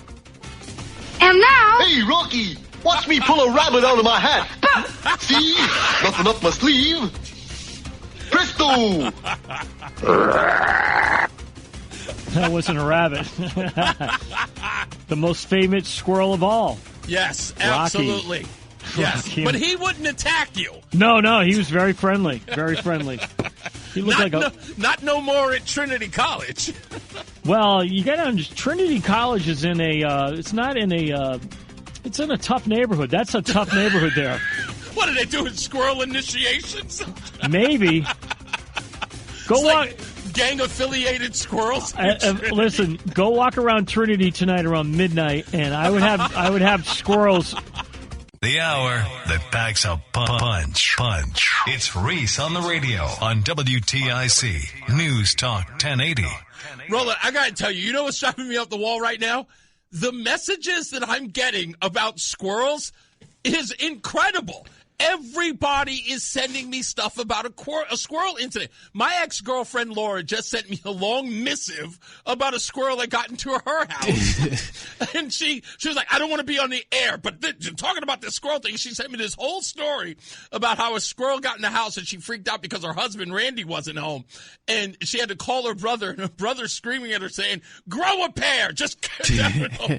No, it ain't no grow a pair. They get a hold of you, it's gonna be a long night. I've never seen so many people react to this. And by the way, Sammy, thank you so much for going out there. I'm going to play his audio tomorrow. He was asking people on the street about Squirrel Gate, and that's what we're calling it now. Squirrel Gate. Squirrel Gate. It's official. Thank you, Sam. You get a round of applause just for doing it, man. God love you. Hey, Mark in West Hartford, somebody's coming for you. That's why I'm probably going to get Sam to go out and do some of these crazy ones. That's actually great stuff. We'll get into that. I don't have time for Hollywood news. I'll get to it in a second. Actually, you know what? I'll do it right now before. So there's this new TV show on Apple I think it's starting today. It's 6 or 7 o'clock. It's supposed to be airing tomorrow. But it's from the makers of Better Call Saul and the other one, Breaking Bad. Breaking Bad, yep. Yeah, I already know what you're talking about. Go ahead. Okay, it's called Pluribus. Yep. Okay, are you interested in this at all? Yes, I am. I am because it's so secretive what the storyline is about. Yep. I can't wait to watch. So the first 2 episodes I hear are airing, if not tonight, tomorrow. Okay. And I've got to watch this because I'm trying to figure out what's going on. I've never had a TV show make me this interested by knowing nothing. I know nothing and I'm so intrigued. I have to. The woman in this show used to be on a TV show that I love called Franklin and Bash. It was a procedural courtroom drama, comedy, and she's fantastic. I thought she was hilarious on that show. I can't wait to watch it. Let's get to another check of traffic and weather. Mark Christopher, he's in the BPS Traffic Center. You watched Breaking Bad, right? I know nothing. Then that's my answer. You know nothing about this show. I know nothing. You know nothing. You didn't watch Better Call Saul or Breaking Bad. That thing was like a cultural phenomenon. I'm very uncultured. I'm very set in my ways. Okay, I'm very set in so my TV ways. wouldn't have been not even TV shows would have been your thing. Well, I watched a lot of sitcoms in the 70s because I had a lot more time in the shows in the 70s. Were awesome. Wait. I haven't watched television in 50 years. I watch sports. That's all I watch. Okay, so what was the last great TV show that you watched all of? Okay, all right. Curb Your Enthusiasm. That's not Seinfeld. 50 years ago. That's 30 years ago. Well, Seinfeld you're right. Well, no, Curb Your Enthusiasm was recently. Yeah. And then before that, Seinfeld, obviously. Okay, Seinfeld. And then The Dukes of Hazzard. Okay. Speaking my language, because you know I love Dukes of Hazzard. What other show? There was another show. Oh, The Sopranos. Okay, that makes sense. That's a cultural phenomenon show. And when Fox first came on the air. Okay. Married with Children? Married with Children. Yep. In Living Color. Okay. Let me tell you something. And what else did I watch? Oh, God, The Simpsons. It's Reese on the radio on NewsTalk 1080 WTIC. Now I got to figure out exactly which thing I'm going to bring up because I had so much stuff to get into. If you were listening at the top of the hour all day today, at least during the show, John Silva was talking about Abigail Zwerner, who is the teacher who was shot by her 6-year-old student in the first grade about 2, almost 3 years ago. And back in the days when I used to, do the show remotely, I talked about this show, this event, nauseously. I couldn't stop talking about this story. Primarily because of everything that this kid was involved in. And you ever have a story that you wish that the rules were different so you can have more information? Now, I want you to think about this. And there is a picture of the child.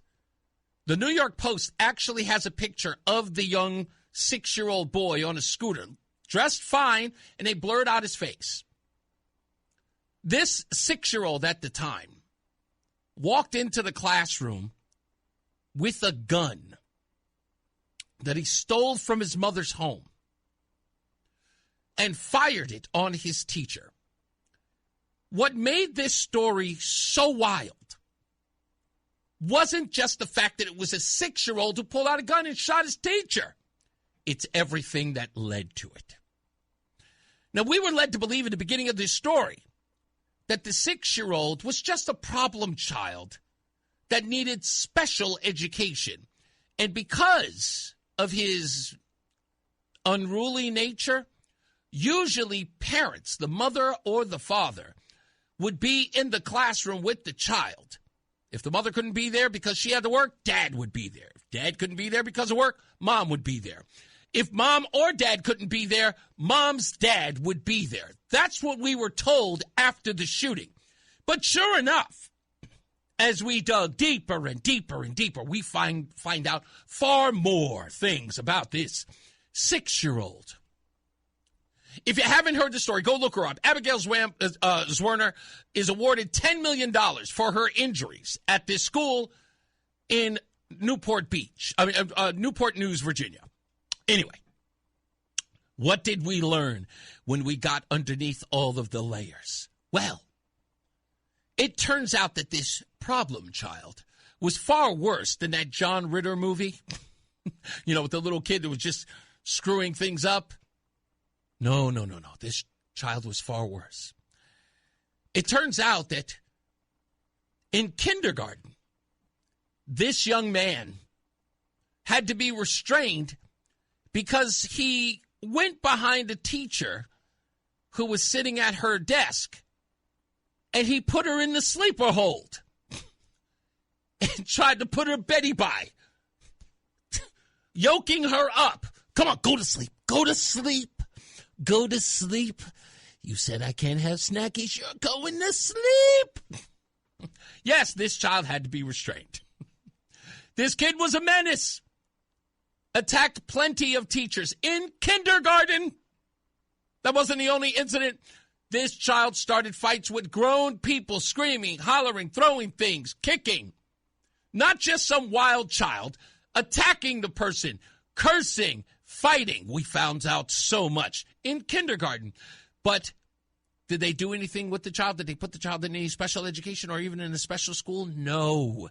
They kept the child in the same school. So in kindergarten, as the child was doing the same thing, like locking teachers out of their own classes, while other children in there, while he ran around the classroom punching kids in the face. Yes, this kid did. No one did a thing. And Abigail Zwerner, who had tried to warn people that this child was going to do something far worse, they ignored her. And then the day came. This little child went into his mother's room, grabbed a .22, and put it in his backpack, and went to class, showed up at the school and grabbed another six-year-old, went deep down into his book bag, pulled out the .22, looked at the kid and said, "Yo, you see what I got?" He said, yeah, I took this from my mom, yeah, someone's going to get handled today. Yeah, that's what the kid said. Put it back in the purse. Hey, by the way, if you tell anybody, I'll use this on you. Well, as wild as the story would get, that 6-year-old that was warned did the right thing. Told an adult.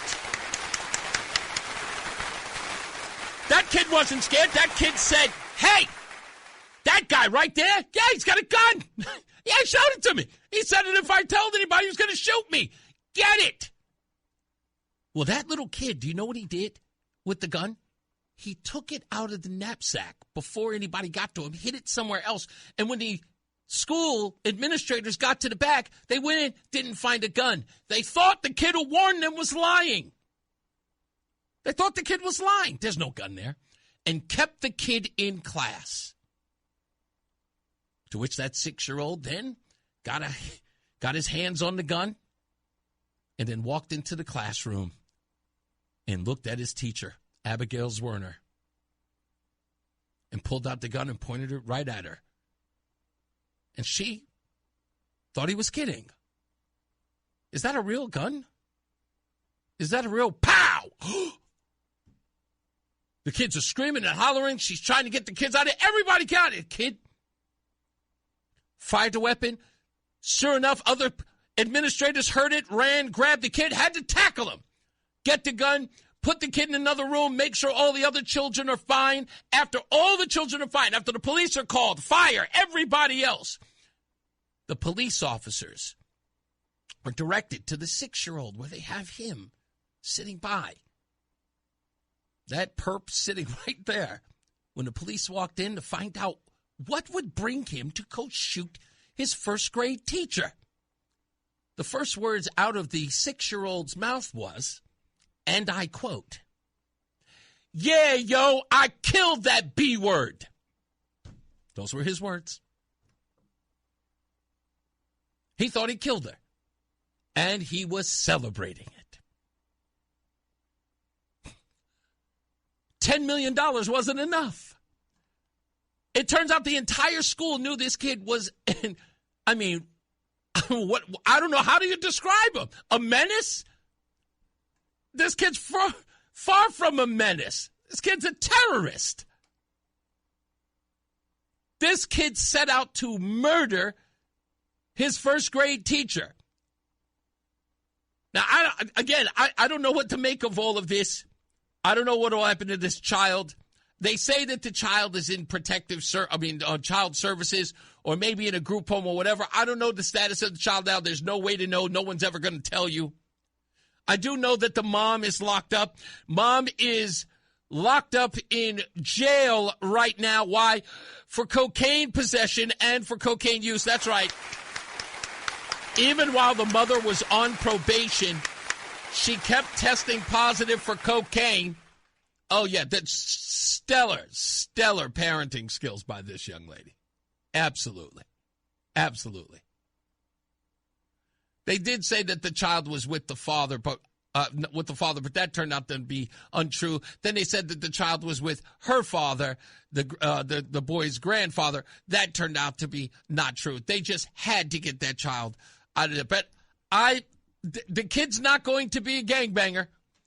Oh, no, this is far worse.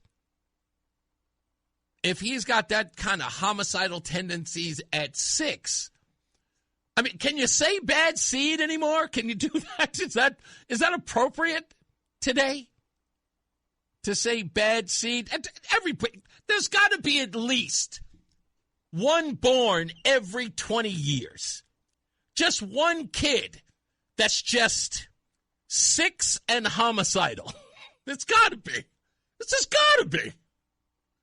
I know you guys think I'm crazy here, but there's just got to be.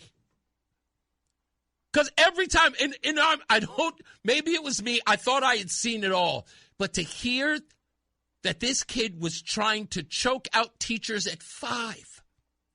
At 5? In kindergarten. Who would work under those conditions? I know the kids are bad, but I usually expect them to be, I don't know, high school? Before they really start, becoming a terror. To the point that the police have to be involved. Right? When I hear stuff like that, yeah, as much as I don't believe in it, it makes me believe that reincarnation is real. You think so? Because it's like, what other answer is there? I get you, even if they see something from parents or uncles or older cousins or whatever the case may be, or they playing video games, for you to actually do it in real life and say that and don't have any remorse or celebrating not being scared, or you're 6 years old and you're not scared. That's something scary, man. I've never, as I'm reading the story, the first time I saw it, I went, no way. And just the 6-year-old thing, that blew my mind. I'm saying to myself, damn, 6-year-old kid pulls out a gun and shoots his teacher. Then you get the backstory about how bad this kid was in some of the affidavits that came forward. It said this kid was a problem child, and there were records of it. They actually had it in the school records, that the child was terrorizing other teachers in the classroom. Like, it wasn't just choking incidents. There was like, the choking incident in kindergarten, the administrator was a man who grabbed him off of him, and then he then went and attacked the man. That's crazy. And he didn't. And in your mind, you're saying to yourself, and you can't slam him off of you because it's a little 6-year-old kid. Exactly. So you just gotta kind of defend yourself and try to.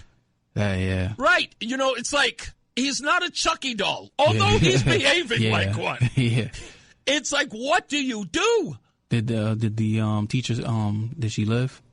Oh, Abigail Zwerner did live. She was just awarded $10 million. She sued for $40, but the jury gave her $10 million. $10 million. Yeah, $10 million for it. I'm sorry. What do you think?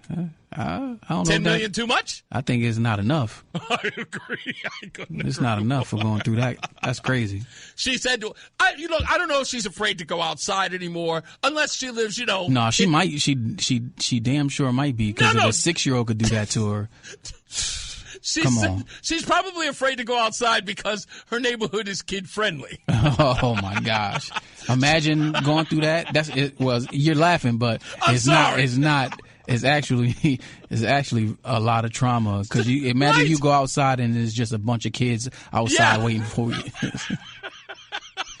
A bunch of kids go to, hey Abigail, how are you? Yeah. I'm so happy she lived and she got the $10 million, and because otherwise this wouldn't be a joking matter right now. No, exactly. She survived. But again, I'm looking at this going, if the kid is that menacing at kindergarten, you got to do something about it. The kid was trying to choke out a teacher. Yeah, you got to put him somewhere and get him with some doctors. You have to. But this was, I'll tell you what all of that was about. It was about not wanting to put that child or deem that child problematic because of schisms and all that other nonsense. Yeah. That's the reason why. And it almost cost somebody their life. And I hope they learn from it. I hope, because this could have been really, really bad for the school system in Newport News. That's already a poor town. Yeah. And Newport News they did not need for a lawsuit like this, for them to have to pay in that, to that tune. Crazy world, man. It is a crazy world. Let's get to another check of weather and traffic. Mark Christopher, he's in the BPS Traffic Center. Hey, sir. What's up, everybody? You know who it is. You know who it is. You know who it is. It's Reese on the radio. Frederick Douglass of the 21st century. It's WTIC News Talk 1080. Before I get to the final phone calls, I wanted to play some of this stuff that I picked up for the show. This in particular, because of the Zoran Mamdani thing. These guys put this video out together, and I know I suck at math, but these guys really suck at math. They were trying to make a point about Zoran Mamdani taxing anyone who made more than $1 million 2 extra %. And then I went to go check out their numbers, and I kept getting the wrong number. But then I looked it up, and it turns out their numbers were demonstrably wrong. Not that bad, but bad enough. Boys do not do math very well. They say that girls aren't, but boys are horrible. So I want you to listen to what they say here. $1.5 million. This is the current tax rate for those making $1.5 million. Here's what a $1.5 million salary looks like in New York City. So if someone makes $1.5 million, you don't take home all that money. Correct. You probably take home, if I had to guess, $900K. Okay, we'll see. Federal tax. Guess how much it costs? If you live in New York City, that's a huge one. I'm going to say it's 30% of your salary. Okay, roughly 33%. It's $506,470. So now they put in $506,470. The actual number is $506,192. It's not much of a difference, but still a difference. And I just want to be accurate here. Okay? Here's the next one. Already you're not a millionaire. Correct. That's stupid. Next is state tax. This is the last one I'll have you guess. Okay, I'm going to say 5% of your salary. I can't do the math off my head. I think it's closer to 10 to 15. State tax is $143,978. Inaccurate. The actual amount is $111,427. So it's a little bit less, but still $100,000 in New York State income tax. That's after your $506,000 in federal taxes. We are now over $600,000. You are below the 1 million mark at this point. But there are more taxes. Jesus. Then you have city tax, $57,705. They were almost on point for this. They were off by $1. $57,704. dollars to be exact. So we won't quibble about the dollar. That's a lot of money. So we got federal, state, and city tax. They have a city tax? They have a city tax to live in New York City. That's why, why don't you just live in Jersey City? Next, you have Social Security, which is $10,918. That number they got right. Then you got to pay for Medicare, which is $33,450. That number they got right. Paid family leave, it's a fraction. It's only $355. They got that right. Still, it's money. That comes to a total tax percentage of 50.2%, which is $752,876. That's wrong. The actual number is $719,046, which means your take home from $1.5 million in New York. Again, $1.5 million that you make. Your take-home pay is $780,954. That's what that is. Now, with that being said, let's go to what business owners said about Mamdani and his plans. He won, by the way? He won. They chose the knucklehead, so we're going to pay for it. What happens if he opens up the government-run grocery stores? I'm not with it. Oh, you don't like the government-run grocery stores? No. $30 minimum wage. Can you explain how that might affect businesses? We're going to hell. It's over. How are they going to make payroll? It's just about all the policy that he tried to do, increasing the workers and the taxes. It's not good. The minimum wage doesn't help the worker. It just helps the system. Pay more money, more taxes, prices go up. Overnight, half of them will go out of business. So I'm in a blue state, I'm sorry, but I've been red my whole life. Democrats have always ruined, steal, rob, and lie. Any thoughts on having him for 4 years? What I can do is just swallow and try to face it, but it's not easy. We're cooked. We're on the way to becoming a communist state. The city's in trouble. They're in trouble. Good luck. They're not happy. Now, with all of that, right, those business owners who know that some of them are not going to be able to survive, just imagine if all of those business owners you just heard, some guy saying, I'm going to have to swallow it. Some people are going to say, I doubt we'll make it. Now imagine you're that guy and you know what's going to happen to your business. You're deathly afraid. $30 minimum wage. Damn, there's no way I'm going to be able. I'm just going to have to work 24 hours a day. There's no way I can do that. And then you hear from the supporters in the city who nominated that guy. And when they're asked, why did you pick him? You hear this. Do you support Zoran? Yeah, he seems cool. What makes him ready to be New York's mayor? He sounds like he's like a Power Rangers character, so. I mean, is anybody really ever ready to be mayor? What makes Mamdani qualified to be mayor? I don't think at this point it's necessarily a question of who's qualified. Obama had very little experience, and Obama did very well. He's just a really likable guy. What makes him ready to be mayor? I don't know. Why is he ready? I feel like he's answering. It never really takes the most experience. I don't know what it takes to be a mayor, so how can I really say if somebody else is qualified? Yeah, experience. Mamdani? Yeah. He's been a rapper. He's about to run a $115 million budget tomorrow. None of these people know what they elected. None of them do. Imagine you're a business owner, and that's the people who cost you $30 an hour. Those are the people who cost you taxes out the wazoo. From $1.5 million to $780,000. Those, and you know it's going to be worse than that. He wants another 2%. I don't know if I could. I don't know. I don't know. I'm still trying to figure it out. How do you not get angry at that? How do you not get angry at that? Let's go to a well-to-do guy. He just got home. How you doing, Frankie?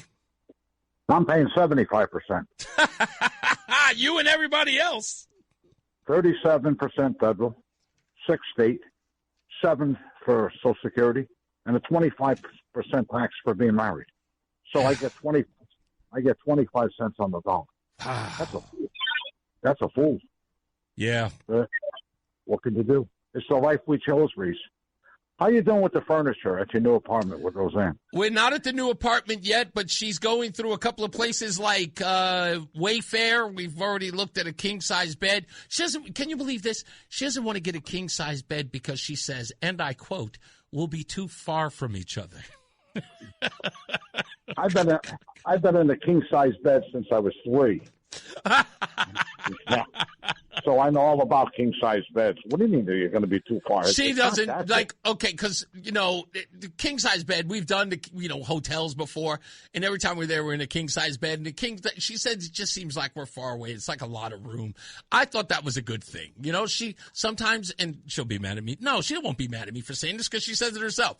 So sometimes she'll go through the hot flashes, and she wants me as far away from her as possible. Why not have a king-size bed for that?